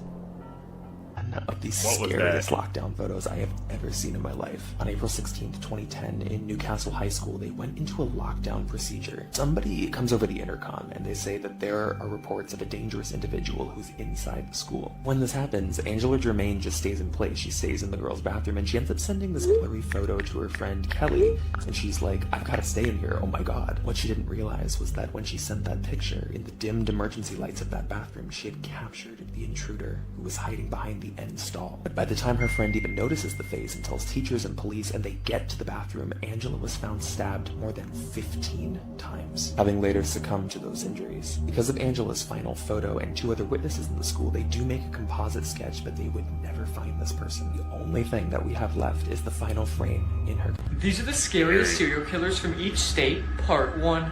Up first is Nanny Doss from Alabama, also known as the Giggling Granny. She married 5 times and murdered 4 of her husbands, and the only one that survived was her first husband. She also poisoned 11 of her family members. Her first 2 victims were her children, who allegedly died from food poisoning. She got the nickname the Giggling Granny because she would always laugh at the crimes she committed. She killed 11 people and is definitely the scariest serial killer from Alabama. Do you guys do that to your own kids? And the nickname, the Laughing Granny? Yeah. That sounds scary, for sure. remember when that lady sued McDonald's because her coffee was too hot? The original Karen, if you will. Well, the actual story is actually really messed up. Stella Liebeck was an 81-year-old woman who pulled into a McDonald's drive-thru in Albuquerque to get coffee and other breakfast stuff with her grandson who was driving the car. He then pulled into a nearby parking lot so they could get all set up.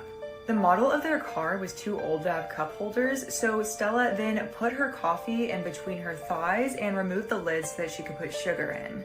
However, while doing this, the coffee then spilled onto her lap and Stella got extremely burned. And I'm not talking it was hot like it hurt her skin. She got legitimate 3rd-degree burns to her thighs, groin, and butt.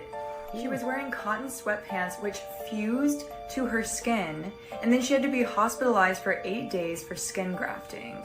After being released, she required in-home care for 3 weeks, as well as 2 years of physical rehabilitation and permanent disfigurement from the scarring. Yes, she knew her coffee was hot, but who would expect that it would be that dangerously hot? Naturally, Stella reached out to McDonald's to get them to pay for her medical bills, which were about $20,000. McDonald's then countered with just $800. Left with no other choice, Stella then hired a personal injury lawyer to sue McDonald's for compensation. During this injury lawsuit, they find out that McDonald's was requiring their stores to keep their coffee at a 180-degree Fahrenheit temperature. That is like scalding hot. It is close to boiling, which is 212, I think. Over the last 10 years, 700 customers had filed complaints against McDonald's in their customer service department about burns they received from their hot coffee. Stella won almost $3 million in her lawsuit, but sadly, this was not the end. Obviously, this looks bad for McDonald's, so then they retaliate by starting a PR campaign to paint Stella as the poster child for excessive lawsuits. Stella is ridiculed on late-night shows, she becomes a pariah in Albuquerque, and she even has to move houses because the harassment is so bad. This poor 81-year-old woman. Stella died in August 2004, 10 years after the settlement was reached. Her daughter said that the injury occurring so late in her life, as well as the court proceedings and negative press against her, virtually destroyed her mother's quality of life. Rather than take ownership, they basically ruined this lady's life. And if you're wondering, no, McDonald's has not lowered the serving temperature of their coffee. Instead, they just have a lot more warnings telling you how hot it is, so then you can't file a lawsuit in case you get burned. The Manson. Really? What the? I thought she won justice won out. I'm thinking they would at least change the coffee temperature, right? I never even knew that. 180 degrees, like you said, that's scalding. Crazy amount of things corporations do to keep their money. Family. Charles Manson wanted to join a cult, but after looking over a few of them, he realized that they were a little bit too corrupt and crazy for his liking. So Charles would recruit over 100 people to join a cult of his creation, and this cult would be called the The Manson family. Things would start out rather normal for the cult until one day on August 8th, 1969, Charles would order 4 of his members to go to the Hollywood Hills and kill actress Sharon Tate. He directed his followers to do it in the most brutal way possible. Sharon Tate was actually the spouse of very well-known director Roman Polanski, and she was carrying his child at the time. The 4 would break into the house and murder her along with 4 other people that were nearby. But the madness didn't end there. The very next day, a grocery store worker and his wife would also be killed by the Manson family. But thankfully though, the madness would end there, because a few days later, Charles Manson, along with a few other members of the Manson family, would be arrested and sentenced to life in prison. It's a very wild case, but this is the scariest video on the internet. This is Joseph D'Angelo Jr., who's also known as the original Night Stalker. He is an American serial killer who is also formerly a police officer who's been indicted on at least 13 murders, 120 robberies, and over 50 assaults on women. Listen how crazy this is. He would break into a house, tie the couple up, and he would take the male victim, put plates on top of the male victim, and would tell him that if any plate dropped that he would kill both of them. So now the male victim is laying down on his stomach, and obviously he's scared and shaking, so eventually one of the plates are gonna fall anyway. Even creepier than that, if he found a woman that he wanted to assault, he would call the home phone before and after the incident took place. And the video you are going to hear is exactly that. This is from one of the victim's answering machines in the 1980s.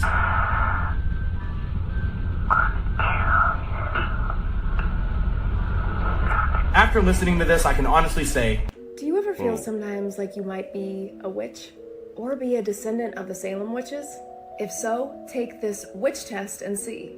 Yes, you heard me right. During the Salem witch trials, there were witch tests that were given to the accused. If they failed, they were imprisoned or worse. One way they would see if you were a witch was the skin test, which wasn't much of a test. It just consisted of authorities looking over the accused to see if they had any moles, freckles, birthmarks, scars. Back in the day, this was proof that you were a witch. Imagine being thrown in jail because you got a mole or a freckle. These people were unhinged.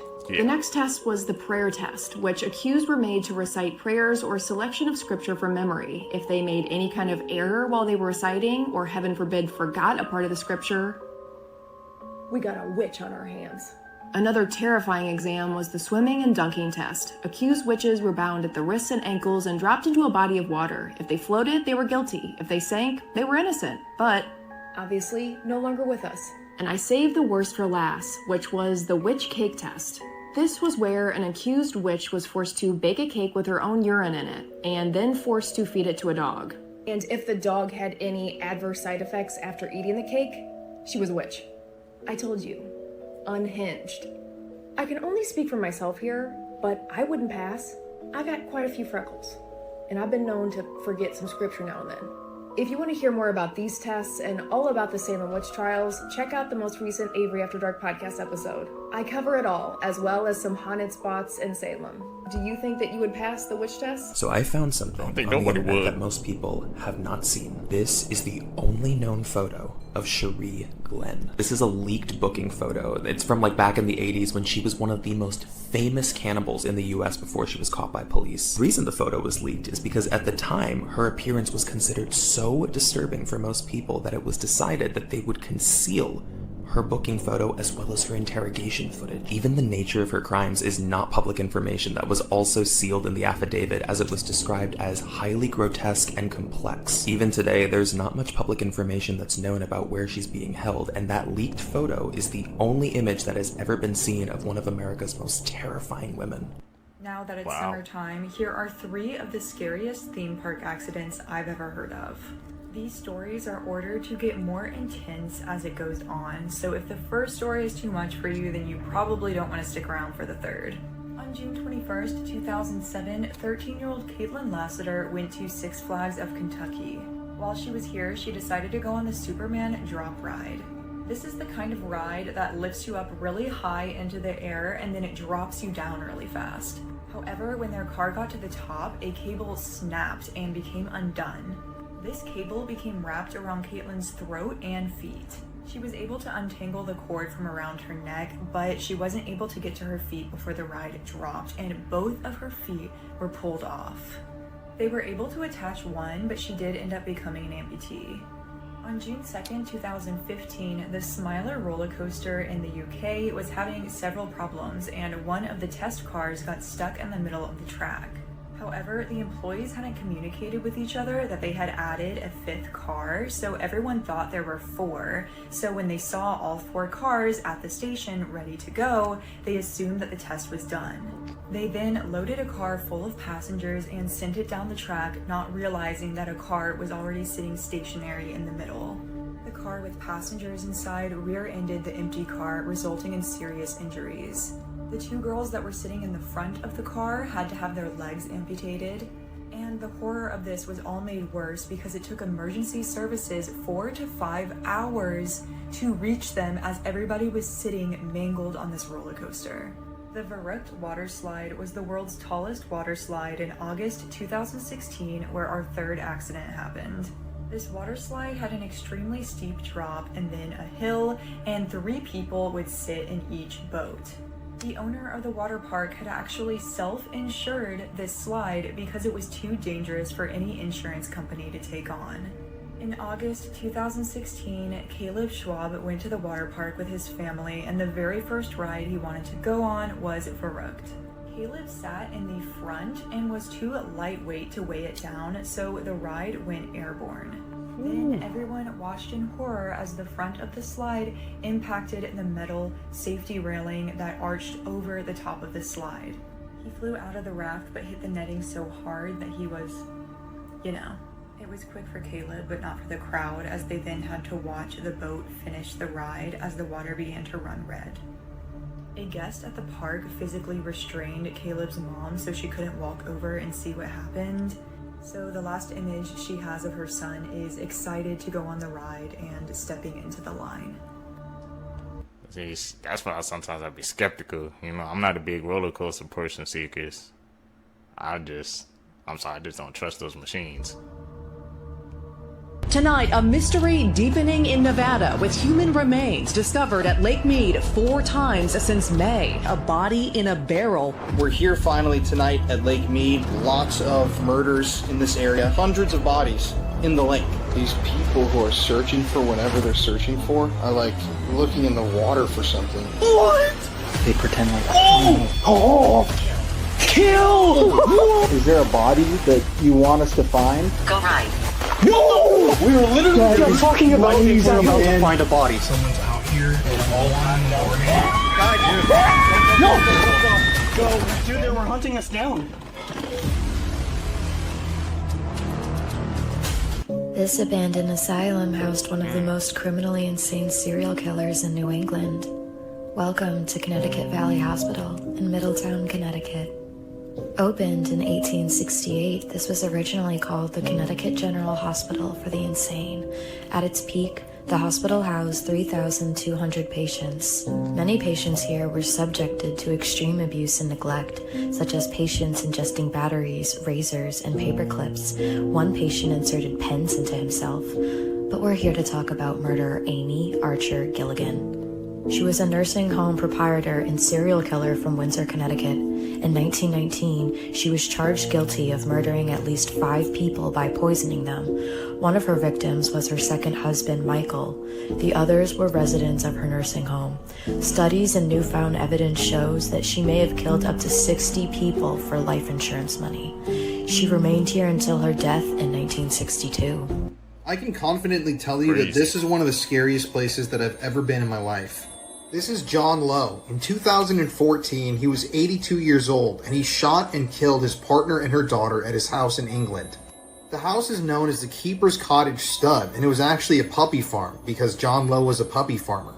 After John murdered his partner and her daughter, apparently he told the police that they had been, quote, giving him shit all day, and he also told them that they needed to be put down. This is an incredibly disturbing story, and John Lowe actually died in prison a couple of years ago.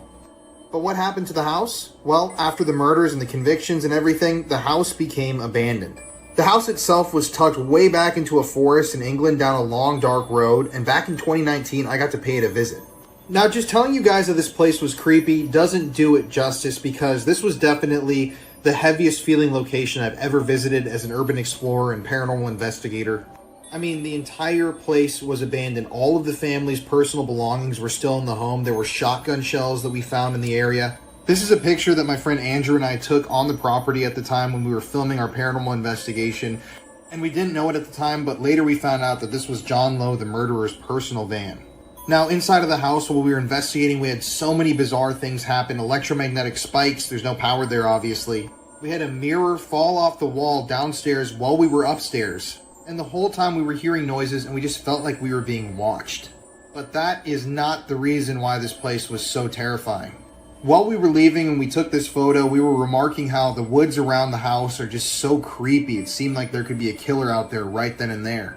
And this is the craziest part. So we're walking back to our car. It's a long walk through the woods, like a 10-15 minute walk. And right when we get back to the car, keep in mind we're way deep in the forest, we see a flashlight in the woods that we had just come from, like the area where the murder house is. And my friend Andrew points at the flashlight and says, it looks like that person's running, because the flashlight was going like this.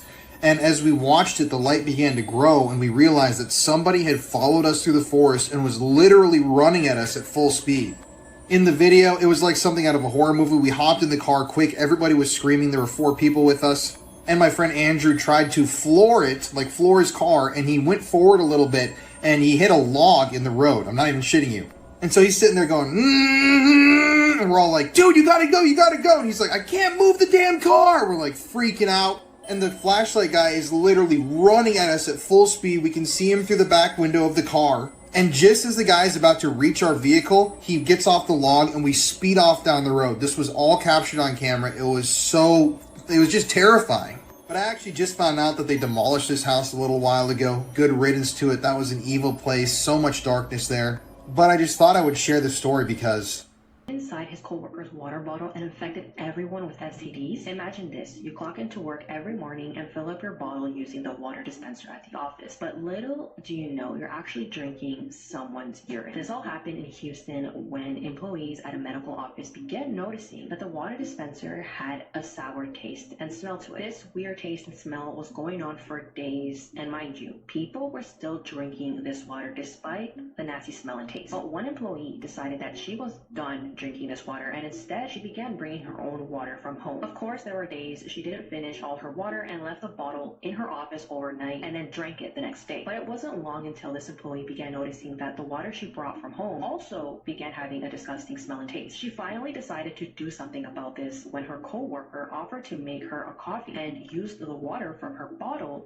and they noticed that it smelled like urine. So at this point, these 2 employees spoke to the doctor at the facility and they agreed to do a urine test on the water dispenser, and it came back positive. Now that they knew someone was urinating in the water dispenser, they wanted to find out who this psychopath was, so they set up a hidden camera in the office, and you won't believe what they saw. They caught the janitor, 53-year-old Lucio Diaz, unzip his pants, put his thing inside a bottle, and urinated inside. He then put the cap back on the bottle and returned it to the same spot it was. The employees went straight to the police, and when Lucio was questioned, he admitted to everything and said that he did it out of malicious intent. But this horror story doesn't even end there, because Lucio then told police that he had a sickness. When police asked him to elaborate, he told them that he had STDs and chlamydia. 13 employees had a panel of STD tests performed a few days later, which came back positive for herpes, which is something they never had. This evil man was charged with aggravated assault with a deadly weapon, but he was only sentenced to 6 years in prison. Not enough, man. You never knew. The last one will shock you. Research shows that dog owners would rather hang out with their dog instead of go out and hang out with other people. Only 1% of people can do this. None of you can completely spell your name one word at a time in the comments below without being interrupted. Human sleep is much more bizarre than we think. Not sleeping can lead to death faster than not eating, according to research. And 1 night of sleep loss requires 4 days to recover. Would you rather lose 2 of your fingers or kiss the 3rd person who appears when you click share and then more? Sometimes houses in Montana get buried by tumbleweeds.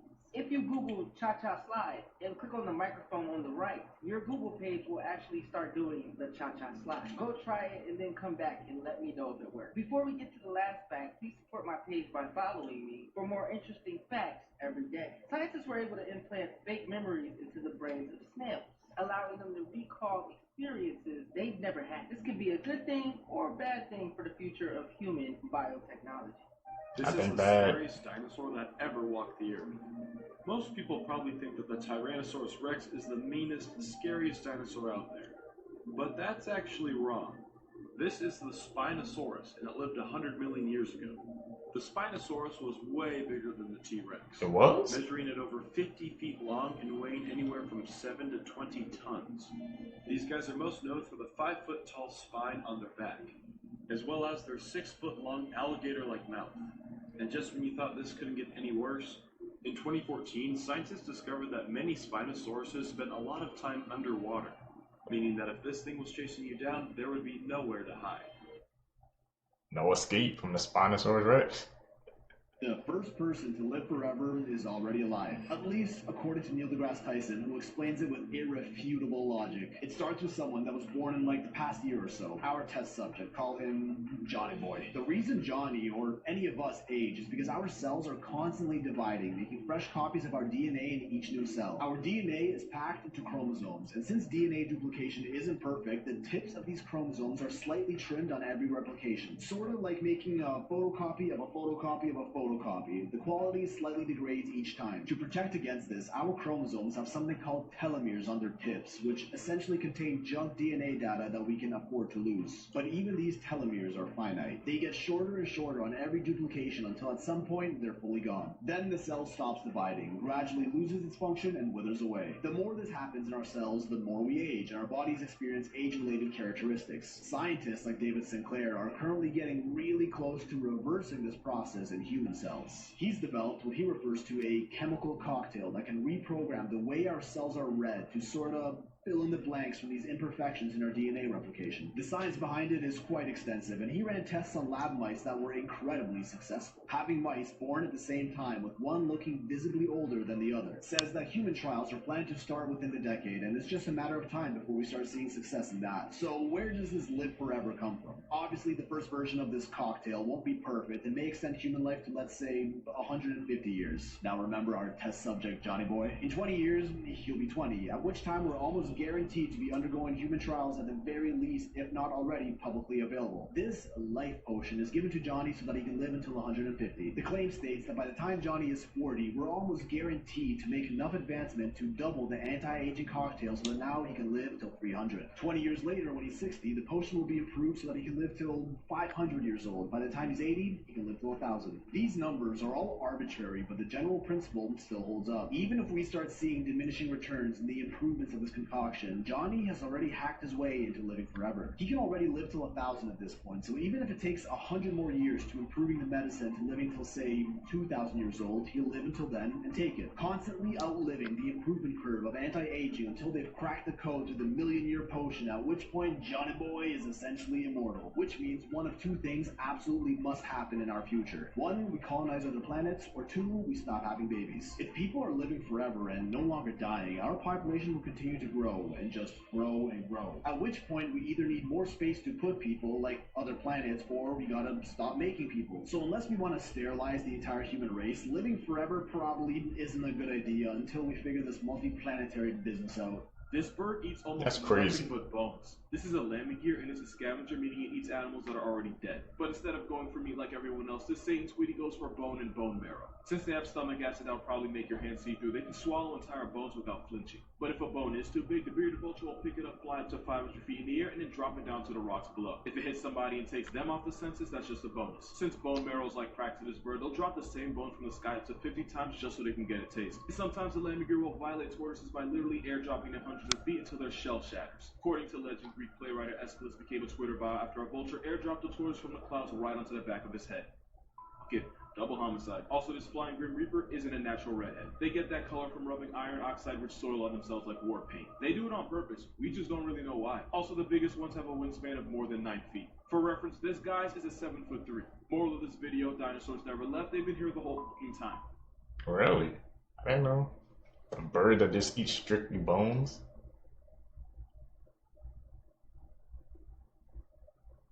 Kinda hard to walk my mind around, bro.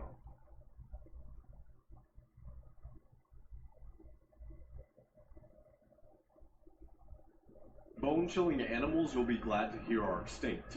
Part 1. The titanoboa was the largest snake to ever exist. They were over 50 feet long, 2,500 pounds, and killed their prey by squeezing them like a modern-day boa constrictor. The Gigantopithecus roamed Asia until about 100,000 years ago. They were over 10 feet tall, but luckily, they were vegetarians. However, this doesn't mean that they didn't use their massive strength against humans who tried to attack them. The Arthropleura lived 300 million years ago. They're very similar to modern-day centipedes or millipedes, however, they grew up to 9 feet tall and had little to no predators. The Mosasaurus were massive sea creatures that grew up to 50 feet long and had heads very similar to crocodiles. They had hundreds of rows of very sharp teeth, making them the most dangerous sea predators. Like and follow if you want to see part 2. Also, C's the best friend. You never knew. The last one is shocking. When the inventor of the Frisbee, Walter Morrison, died, he was cremated and turned into a Frisbee. If your friendship lasts more than 6 years, psychologists claim it'll last a lifetime. Your true love is the second person that appears when you click on share, slide all the way down, and click more. In 2018, a pig in Australia stole 18 beers from a campsite, got drunk, and then tried to fight a cow. No one can comment under this video and get 0 likes. If there is a comment with 0 likes, that means they are the chosen one. Dysania is the state of a person having difficulty getting up in the morning. Want to know that one thing you're missing right now? Type I miss or I need down below and let your keyboard finish the sentence. Before the last fact, support me by clicking on the follow button for more interesting facts every day. A woman named Valentina Vasilieva and her husband Fyodor had the record for having the most children ever, 69 of them. She gave birth to 16 pairs of twins, 7 sets of triplets, and 4 sets of quadruplets, for a total of 27 births. I don't know how she did that. This true story about a young boy's paranormal experience will freak you the fuck out. If you don't believe in paranormal, just wait. So a 4-year-old boy who lived in the U of the Cape, the land of the sheep, had an apparent imaginary friend, a tall, kind, older woman, and he would commonly sit on the family steps of the home talking to her late at night. Now, the parents didn't see anything wrong with it. So to be honest, it's pretty normal having an imaginary friend at this point. However, one day the young boy goes to his parents and tells them something that she told him to tell them. It was an address, a location, which no one in the immediate family recognized. However, a couple days later, while drinking a nice cup of tea with a longtime family friend, they were informed that this address was the house in which the dad's mother had grew up in as a child, because unfortunately she had passed away long before the 4-year-old was born. Now let me stress, this house hadn't been visited in decades. The boy nor the parents had ever gone there in their entire lives. So how did he know the address? So now the family are kind of freaked out. They're thinking, what is living in our house? Because there's no way the 4-year-old should have ever known this, because even the parents hadn't ever gone to that house. Oh, one more thing about the story. The 4-year-old boy was actually me. You won't believe what happened next. It was him, so he knew what was going on in his house? Was the ghost communicating with him? That's the only way. Horrifying facts about demons part 2. Click the plus, drop a like, tag a friend, or you might become haunted. If you fall asleep on your back, you actually have a higher chance of having sleep paralysis. Women actually have more nightmares than men do.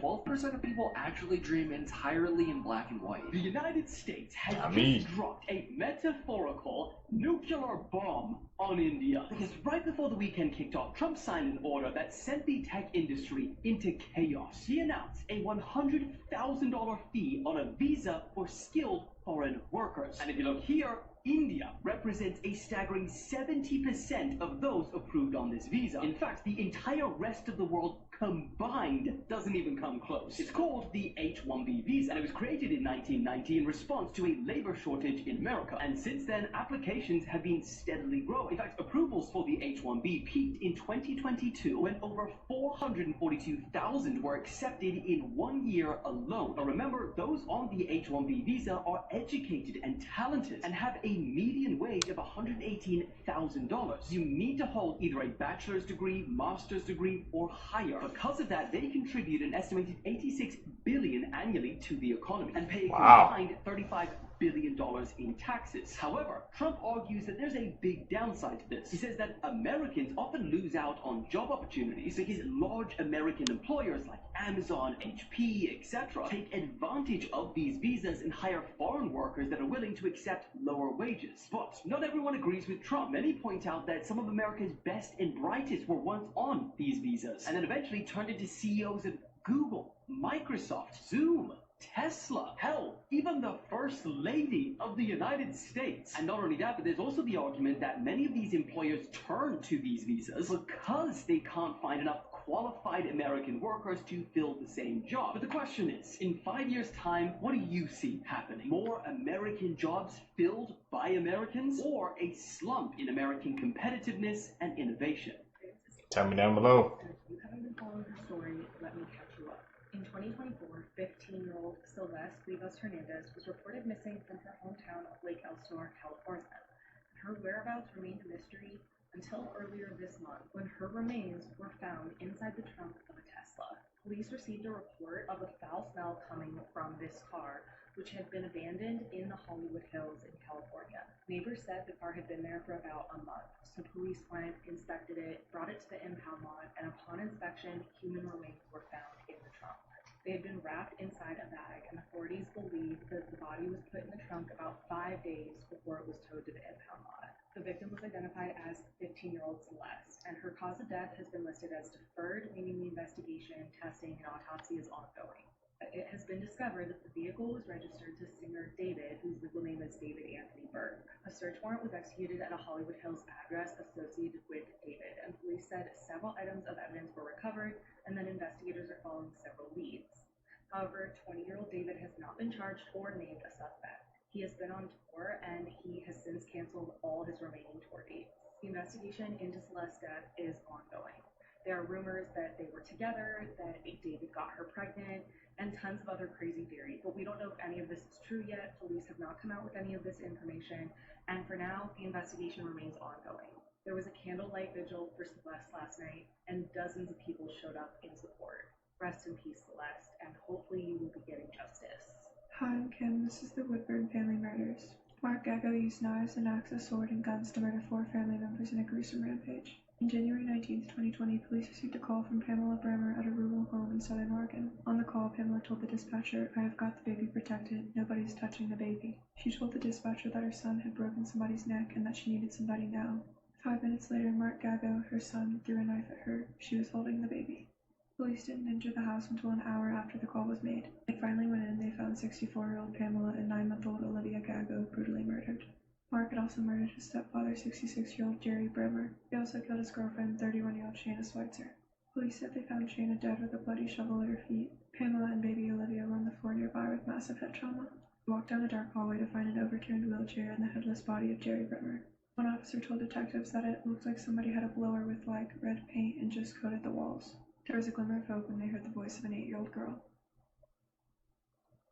What made him do that? The world is crazy.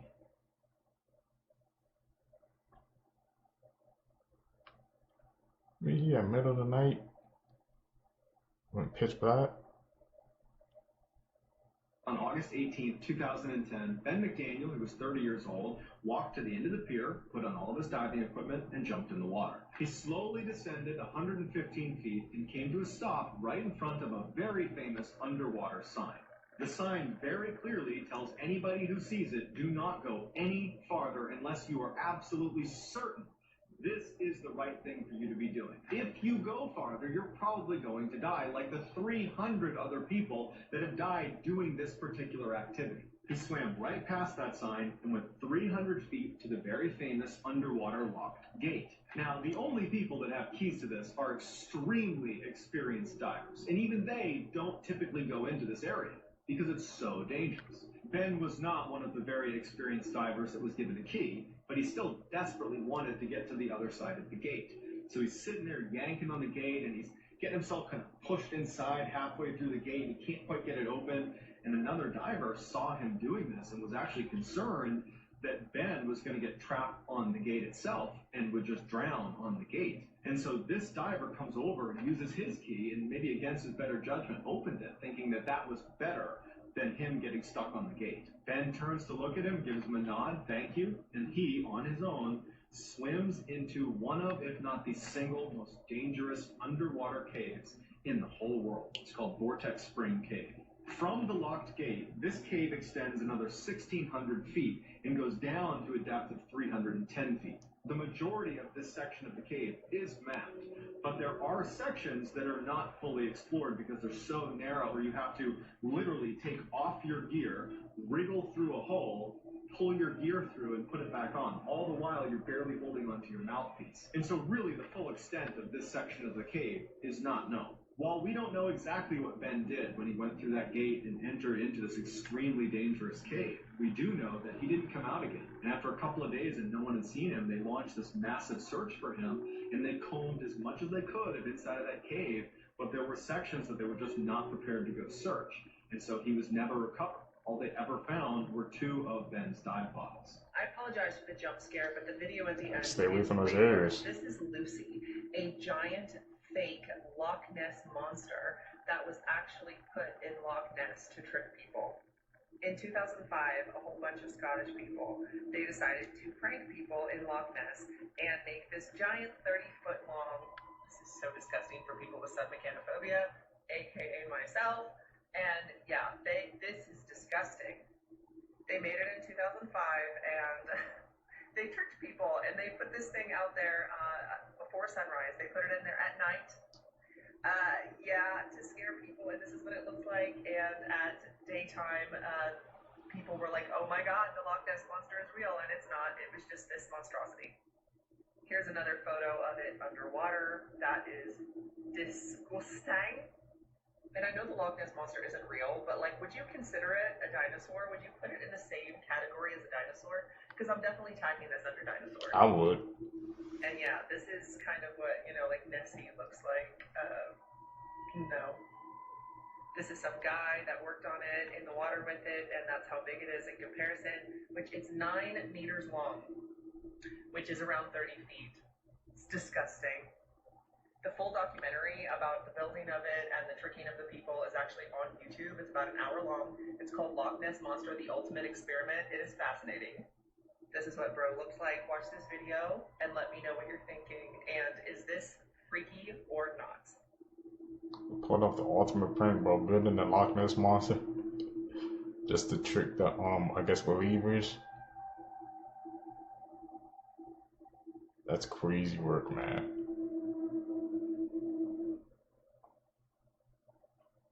Imagine somebody saw that, bro.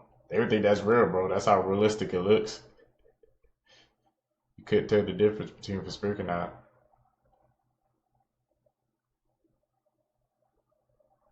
I found it, bro. Why you booking them, bro? Somebody chasing it. A mom was accused of murdering her precious little 3-year-old girl pictured here a few days ago. Reportedly, Lauren was a mom with 3 children, and she was accused of fatally stabbing her 3-year-old little girl named Sophia. Sophia was her oldest daughter. She stabbed her in the front yard of their home in Moore Park Beach. This was on Monday, May 26th.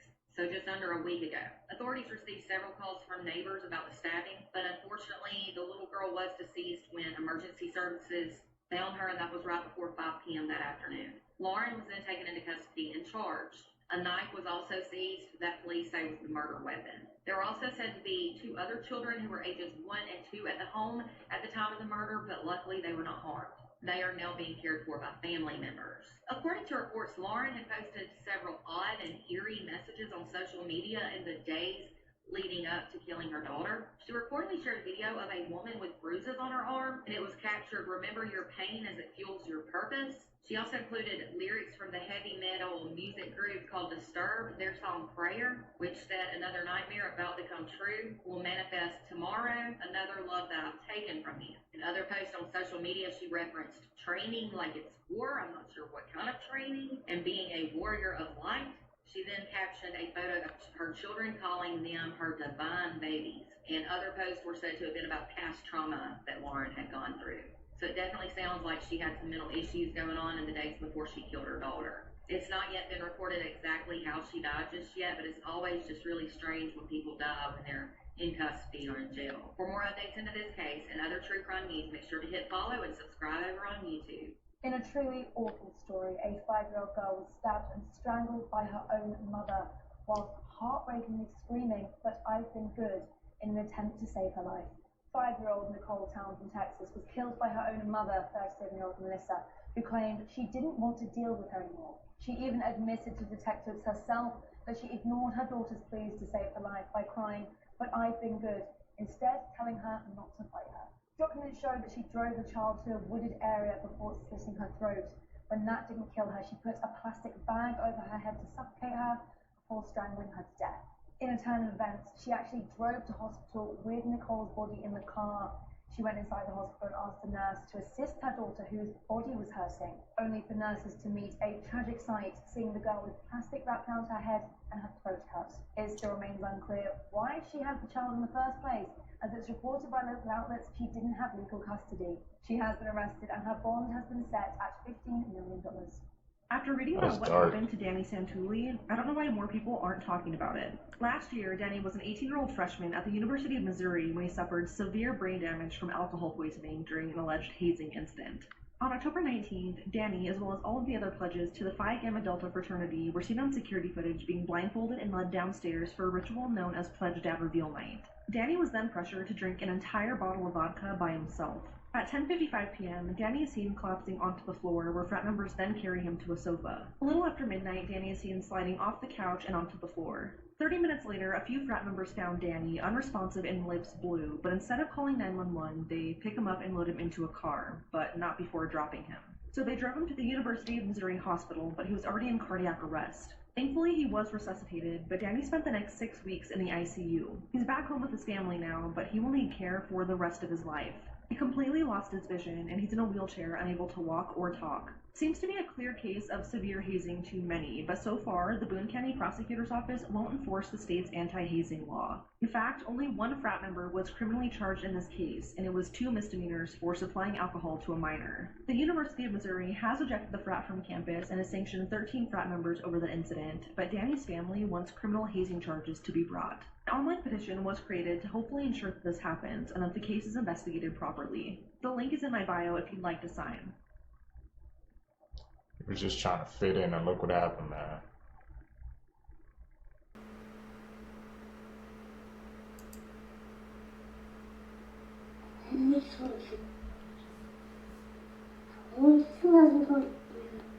That's a shapeshifter. Story time. Growing up in Haiti, or anyone who has Haitian parents can tell you that there is such a thing as shapeshifters, lugauts in Haiti.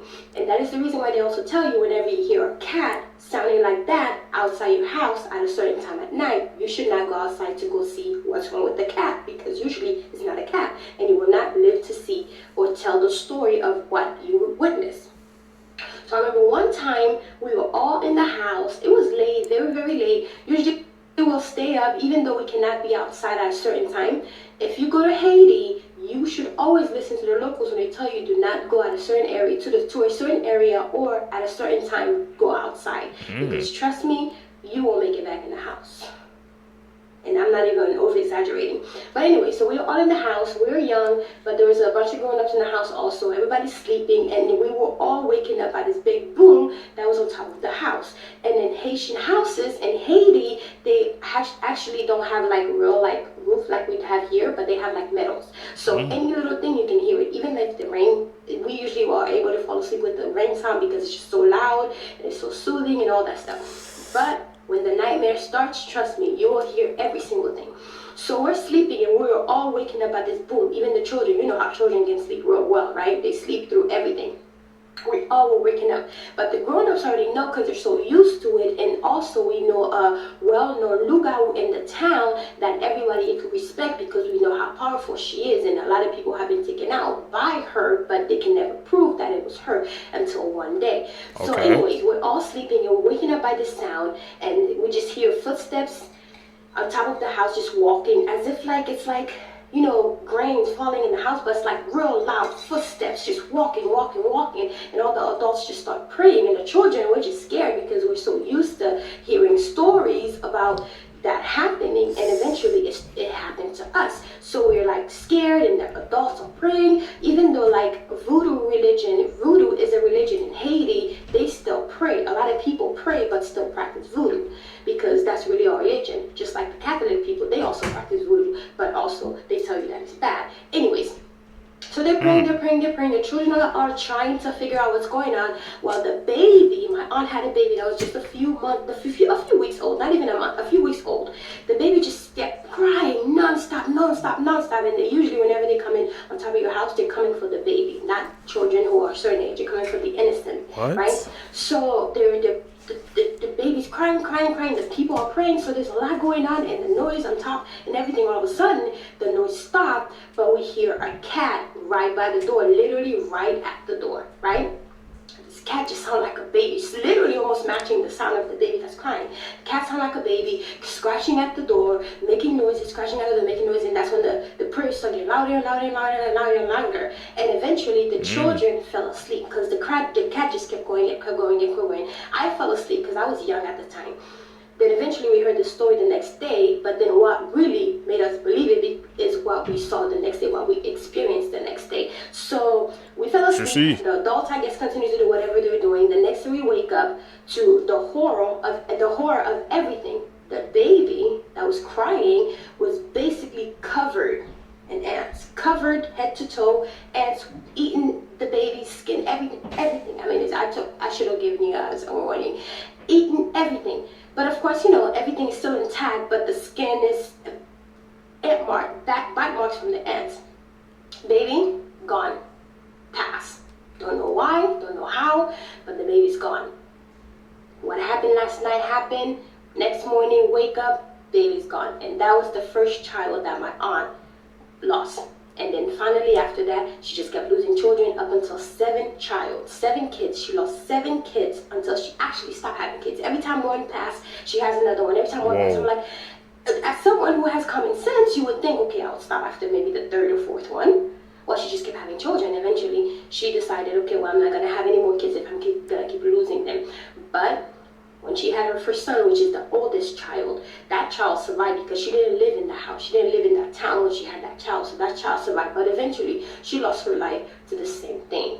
And also, I lost my godmom to the same thing. I have a story for that. Also, my older sister who lives right now in the United States, we almost lost her to a neighbor who was practicing brujeria, voodoo.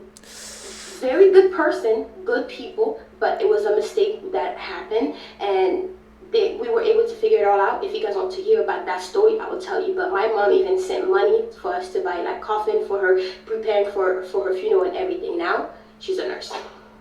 Anyway, guys, bye. Whoa. I mean, that's a shocking story, Seekers. Like I said, we heard that cat sounding like, it definitely was sounding like a person, man. She broke it down for us. What do you guys think, man? We've seen like skinwalkers before, but they said this is shapeshifter, so are they like different things? 2 separate things? Talk about it down below. Story time on the time that I saw my neighbor who had already passed away going to go get water while I was on my way back from getting water to go to the house. And when I got to the house, I found out that she had passed away that morning, and I didn't even know that. So this was kind of crazy. I'm laughing because I couldn't sleep for a good month and a half after all this happened, right? So I told the story during Halloween a couple years ago on YouTube, and the feedback was crazy. So I figured I'll just bring it back since TikTok people don't know about it. So going back to Haiti, I was very, very young. We had this neighbor that used to sell those things that you will light up at night if you have mosquitoes. They shake like a snake. I don't know what they're called. Maybe if you know, let me know in the comment below. But she used to sell those things, and one day she just felt sick. Very, very sick. We just never saw her. We will go to her. So every time we order, this person will come to the door and give us what we need. But Sister Mary, which is the lady who always gives us the things that we need, just hasn't been showing up. But as a child, I'm like, okay, well, it's her house. Maybe she's either in the house, don't want to come out, or she went to the next town over to go visit her family. And hey, that's a normal thing. You can just go visit your family for like 6 months and then come back, right? Okay. So eventually my aunt came and told us that Sister Mary, that was her name, is not feeling well. She's at home, but she's just not feeling well. As children, we just let it go. Okay, well, Sister Mary's sick, whatever. Well, one day, I was sent to get water. It was my turn to go get water. So the way to go get water is basically, it's like 15 minutes away, but you do carry the water, and we take turn in the house as children. They sent different people different days, right? So this one particular day, it was early in the morning, they sent me to go get water. I'd say maybe, well, not really early, it was summertime. I'd say around like 10, 11. They sent me to go get water. I went to go collect water. And as I was coming back from collecting water, I'm walking down. It's a 15-minute walk. I'm carrying the thing on top of my head. I'm walking down, and I saw someone who looks like Sister Mary. And my aunt was saying how proud she was. She's losing a lot of weight, blah, blah, blah. But when I saw this person, she looked just like I remember Sister Mary to be, like how she was before, you know, thick. You know, she wasn't like fat, but she was thick. You know, she looked fine. She looked normal. She didn't look sick. So I saw her. I said hello to her. We're talking. And, you know, I told her, we haven't seen you. We heard that you were sick. Yeah, so we heard that you were sick. How are things doing? You look like you're doing much better now. And she answered me like normal, like someone she knows, right? Okay. So I just went on about my business. I told her have a good day. She told me she was going to go collect water and she had the bucket in her hand and everything. So I told her have a good day and I continued on my merry way. So I ended up going home that day and I told my sister, I'm like, yo, you will never guess who I just saw at the water thing, right? So I told her a whole story about this lady that I just saw, and we know her because she's our neighbor. So I'm like, yeah, I saw her, you know, she looked good. I don't know what Aunt was talking about because she doesn't look sick. Her eyes literally opened up as if she just saw a ghost. I'm like, what's wrong? Why are you looking at me like that? Okay. She says, oh, nothing. So I'm like, okay. I just went about my day and continued doing whatever I was doing until a few minutes later, I hear people screaming and yelling. Well, the news have been spreading in the whole town that Sister Mary has passed away. I'm looking at my sister and I'm thinking, what the fuck? What do you mean Sister Mary passed away? I just saw Sister Mary. What do you mean? And she looked fine. Yeah. Well, everybody's yelling. Nobody's telling me what's going on. And then finally, my sister told me, oh, yeah, Sister Mary died this morning. I'm like, there's no way. How could Sister Mary die this morning? I just told you I saw her this morning. She's like, well, that's the crazy thing because you're telling me you just saw her and Sister Mary died before you went to go collect water. Ghost confirmed? Spirit? From there on, I kid you not, I could not speak. I could not move. Everything was crazy. Here we go. Man, what do you guys think about that story? Was that like a ghost or she communicating with spirit or something? Like, imagine she was talking to a person, but they already passed, so who is she talking to? Virginia teen Insane. dies after she tried to summon the Haitian voodoo god Papa Legua. So Love decided to dabble in the darker voodoo arts, but she ain't got no knowledge of how this thing really go. This is why you gotta watch when you practicing something without having a self-evaluation journey that you've been on, you hear me? I don't know why you thought summoning an African descendant god will help you. Papa in Haiti is known as the Great Executioner, and it's said that he could speak many different languages and persuade people at his will. And once again, he resides at the spiritual crossroads. So let me give y'all some people some insight every time you face with a difficult decision you gotta make. Rather that being life or death decisions or career-based decisions. Quit thinking about calling on some deity gonna point you in the right direction if you haven't done the self-work. Because you could get fooled by a spirit that you might think is holy and lovely for a spirit that's there to take over your will. So she gets in a Facebook group and start telling the people that she's about to start doing new spell work and ain't nothing wrong with trying new things. Alright. And I quote, let people have their own religion. So she started telling people, stop saying I'm from God or you can be from God. I'm wicked and I always will be. So shut the F up and let me do what I want to do. Alright, now Wicca means a religion influenced by pre-Christian beliefs and the practices of Western Europe that affirms the supernatural powers. It's a form of paganism, and this has nothing to do with voodoo practices. So now I guess her ex must have get into it and had a fallout. So she get on Facebook talking about she about to go put her ex on her ex-girlfriend. Now mind you, her ex-girlfriend is African American. Let me give you a little quick insight on when to put spells on people or hex work on people. And it kind of taught you that on Vampire Diaries with Bonnie. Now remember when she spoke with her ancestors and her ancestors told her, if you keep drawing power from your ancestors, it's going to be a blowback to that. Which is why when Bonnie would use her powers, her nose would start bleeding. Because whatever you take from nature, you must replenish back. Which is called the circle of life, baby. Now here's an example up here where somebody also was trying to use that voodoo stuff and it fired back on them. I prayed for lots of money even though I had money. I was greedy and I stopped my voodoo sacrifices. I was punished by losing my leg in an accident. I'm getting money which is worthless to me. I'd rather have my legs back. The woman I wanted to marry left me because of my leg. I lost my promising career and I had to totally changed my college studies for a degree that was worthless to me, all because I messed with the spirits. And you keep on playing and not listening, you're gonna learn the hard way, baby. So back to Kate. So now we get a picture where she tried to make a voodoo doll that looked like her, got the girl hair twisted like dreads. We don't know what petition she wrote. We don't know if she had needles in the doll. She might have even had her real hair samples in the damn doll, you hear me? Now I want to know, baby, what in your right mind think that you can call on an African deity to do some harm to an African person and you are a European woman? In what world do you think that makes sense, baby? Like, come on now, love. And then people tried to warn you before doing this. They told you not to go along with this. They told you not to move forward with this. Practicing other people's African spirituality when you're not African is dangerous. So now I start getting right. You saw Papa Lego today, huh? You thought you saw him. And that's the problem. You getting indulged in something where you never was initiated inside the culture, mama. You gotta think, man. Nah, Kayla was a beautiful woman, had a beautiful soul. She done a lot for her community. She was a stand-up woman. She just got involved in some things without the proper knowledge that led to some bad outcome. Nah, so Caitlin eventually died in a bathtub, and she left behind a beautiful daughter named Aaliyah, which is very sad, baby. She adored her daughter greatly. Just for her daughter to have to go through that, prayers and condolences to her family.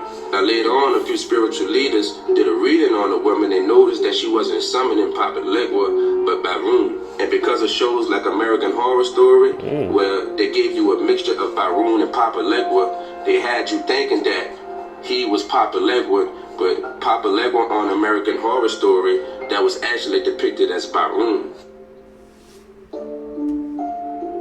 What do you guys think of that story, man? He broke it down. All the way down, man. He went more definite on that story. Good morning. It's 9:34 in the morning, so it's time for another story. And this time the story is being recorded late because I spent my entire morning talking about the anguish of what it means to be a black woman in America. So today calls for a feel-good story, and I'm going to tell you the most popular folktale in Haiti. That's right. Okay. It's the Little Mermaid, but darker. This most likely will be divided in 3 parts or 4 because I'm taking a lot of time to talk about. But just so you understand, the majority of the time the story is being told, the protagonist is a fish. But usually as you grow up, it makes more sense that the protagonist is a mermaid or a merman. Most of the time the protagonist is male because the leading romance protagonist, the second one, is a woman who goes to the water. She's a little girl. But at times you will find that the protagonist is a mermaid, a woman, because the leading person that's going to be the love interest is a little boy. Alright, let's get started. The Little Mermaid, with a Haitian epice. Also, a lot of Haitians believe in mermaids. So there was a young girl, and we're going to call her Rose, who had a brother named Richard, a younger brother. Every morning they would go to the spring to get water to do their daily chores. Whether that's cooking, cleaning, whatever they needed the water for, they would go to the river to get it. One morning, Rose heads to the river by herself, and as she's getting some water, she has a ring, a silver ring on one of her fingers, obviously, and it slips down and it falls in the stream. Now, she was really fond of this ring, so obviously she's really sad. She's like, oh my god, I lost my ring, wah. And then as she's like frantically looking for it, out pops the head. And in this story, I'm going to make him a mermaid. So out pops a little head. And so as the head goes up, she realizes it's a fish. It's a man, but it's a fish. And the fish spits up her ring. So she takes the ring and she thanks the fish. And the fish, shockingly to her, speaks. The fish says, hi, I'm Tezin. And she says, hi, I'm Rose. Tezin says, this is my water. This is my spring. If you want water, like clean water, because your water is clean, but I know where the real good shit is. If you want better water, you could just holler at me and I'll go get it for you. And she goes, oh, thank you. But how do I holler at you? And so he teaches her this little song. And so he goes, if you ever need to reach me, sing this song. Tezin, tezin, mon ami, tezin.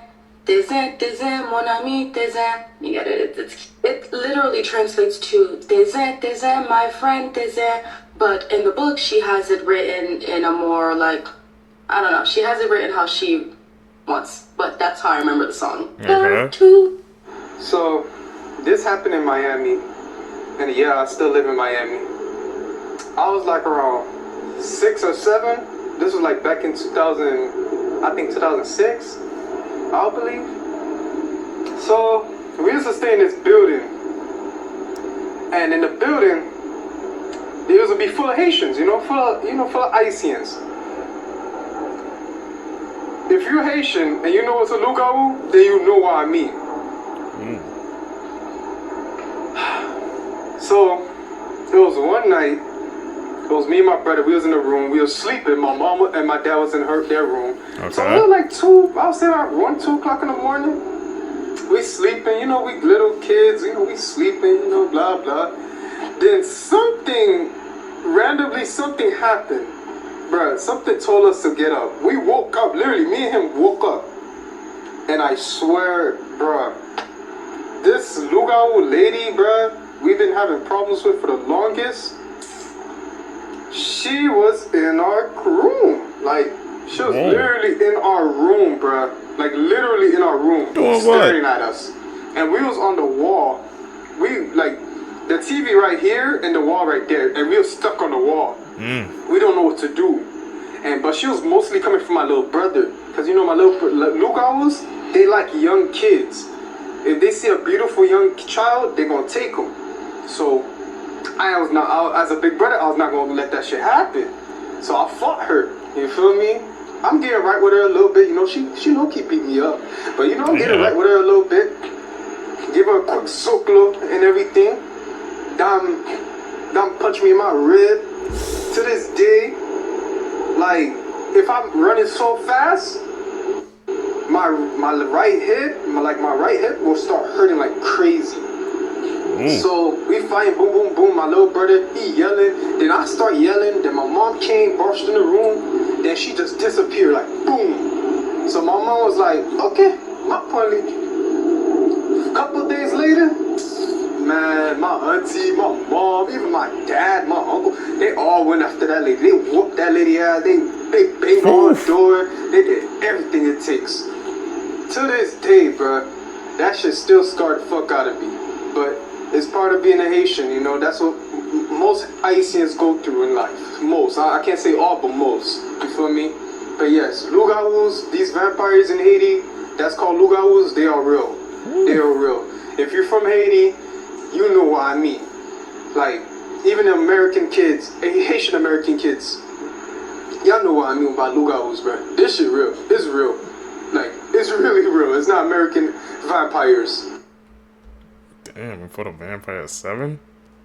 Like I said, we're checking out a different side of TikTok, so these stories, man, freaking shocking me, bro. Breaking down the culture. But at 7, he had to fight off to protect his brother, and he did it too. Pops to him, man. I have been like damn near harassing me for this. Lugas again. Creepy story time. Trying to get at it all him. happened in Haiti. My mom was throwing a party, like a little get together, and everyone was having fun, but it was getting late, so everybody had to go home. After they went home, my mom heard a big sound coming from outside. It sounded like this. Yeah, like a cow. So she went outside to check. She saw a huge cow, the size of the road. No, literally, the size of the road. What the hell was it doing?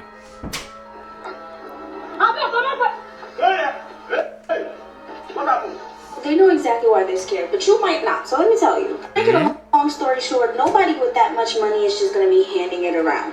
Oh, it must be juju money. They're not falling for that. But this is not the point of this video. I wanted to make this video to tell you that it is the month of December, quite possibly the worst month of the year for the normal citizens, but the best month of the year for people doing witchcraft. My grandma always told me the month of December is the devil's month. Yeah. Really? The devil goes hard on this month of December because it is the last month of the year.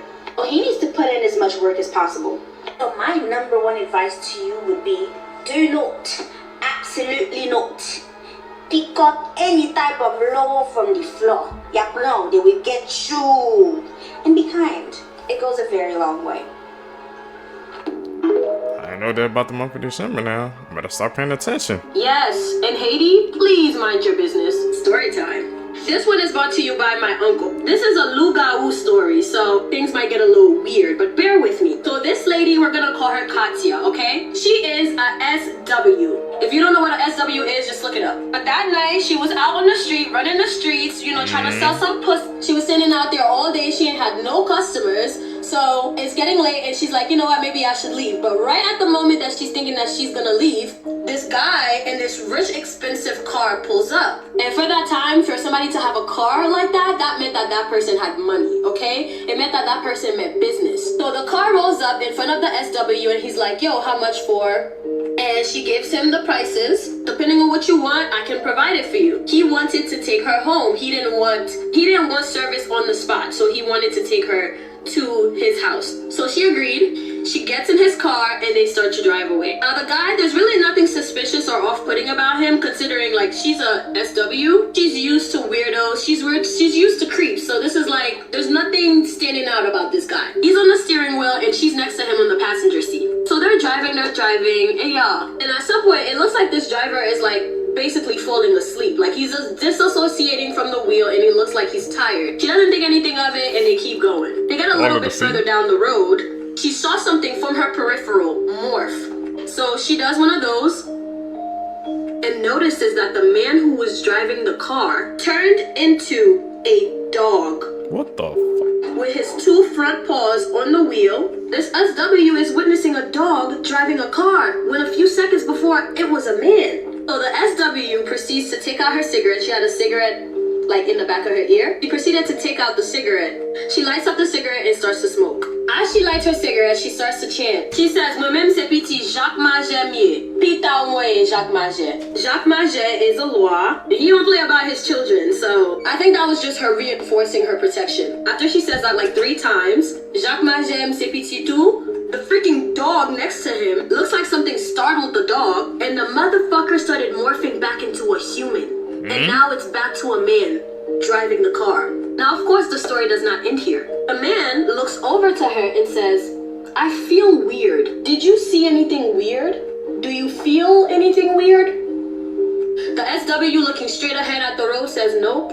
He said, you didn't sense anything? She said, no, I've just been in this car smoking a cigarette. She said, why? You feeling something? He says, yeah, I felt a little weird, so I just wanted to know if you saw something, if you felt anything. She said, nah, I ain't see nothing. Must be something in the air. He proceeded to drive all the way to his house. She got there and was absolutely horrified. So while the guy went to go take a shower, she went into his kitchen, grabbed a knife, and kept it underneath her pillow. The whole time she was laying down like this, one arm underneath the pillow, holding on to the weapon. She would go on and do. She held on to that knife whole time, just in case. After they were done, it was way too dark and way too late for her to leave anyway, so she proceeded on staying the night, but she did not sleep all night. All night, she had that one hand under that pillow. The next morning, they woke up, he paid her, and she went on her way. But I was like, wait a minute, she went through with it? And she had to. If she had switched up anywhere in that timeline, that would have been it for her. Anyway, if you guys like these spooky Haitian stories, you can expect that I will be dropping another story time tomorrow. And I have an entire playlist of like 40-something videos, so go ahead and check them out. Go ahead and leave me a follow on TikTok and on Instagram. And leave me a comment letting me know what was your genuine reaction to this story. Also, thank you guys for 50,000 followers. Hi, boo-boo. That's crazy that she still went through with it.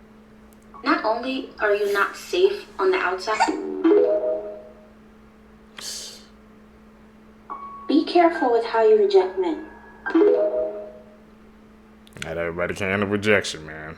Some of them, they take it way too hard and it freaking breaks them down as a person, man. And they do horrible things.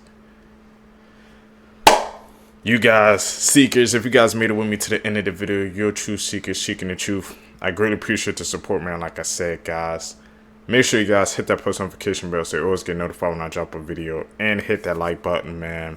It's going to help push into the algorithm, man. Like I said, we're taking this day by day. We're going to take off one day, but thank you guys for joining me on my journey.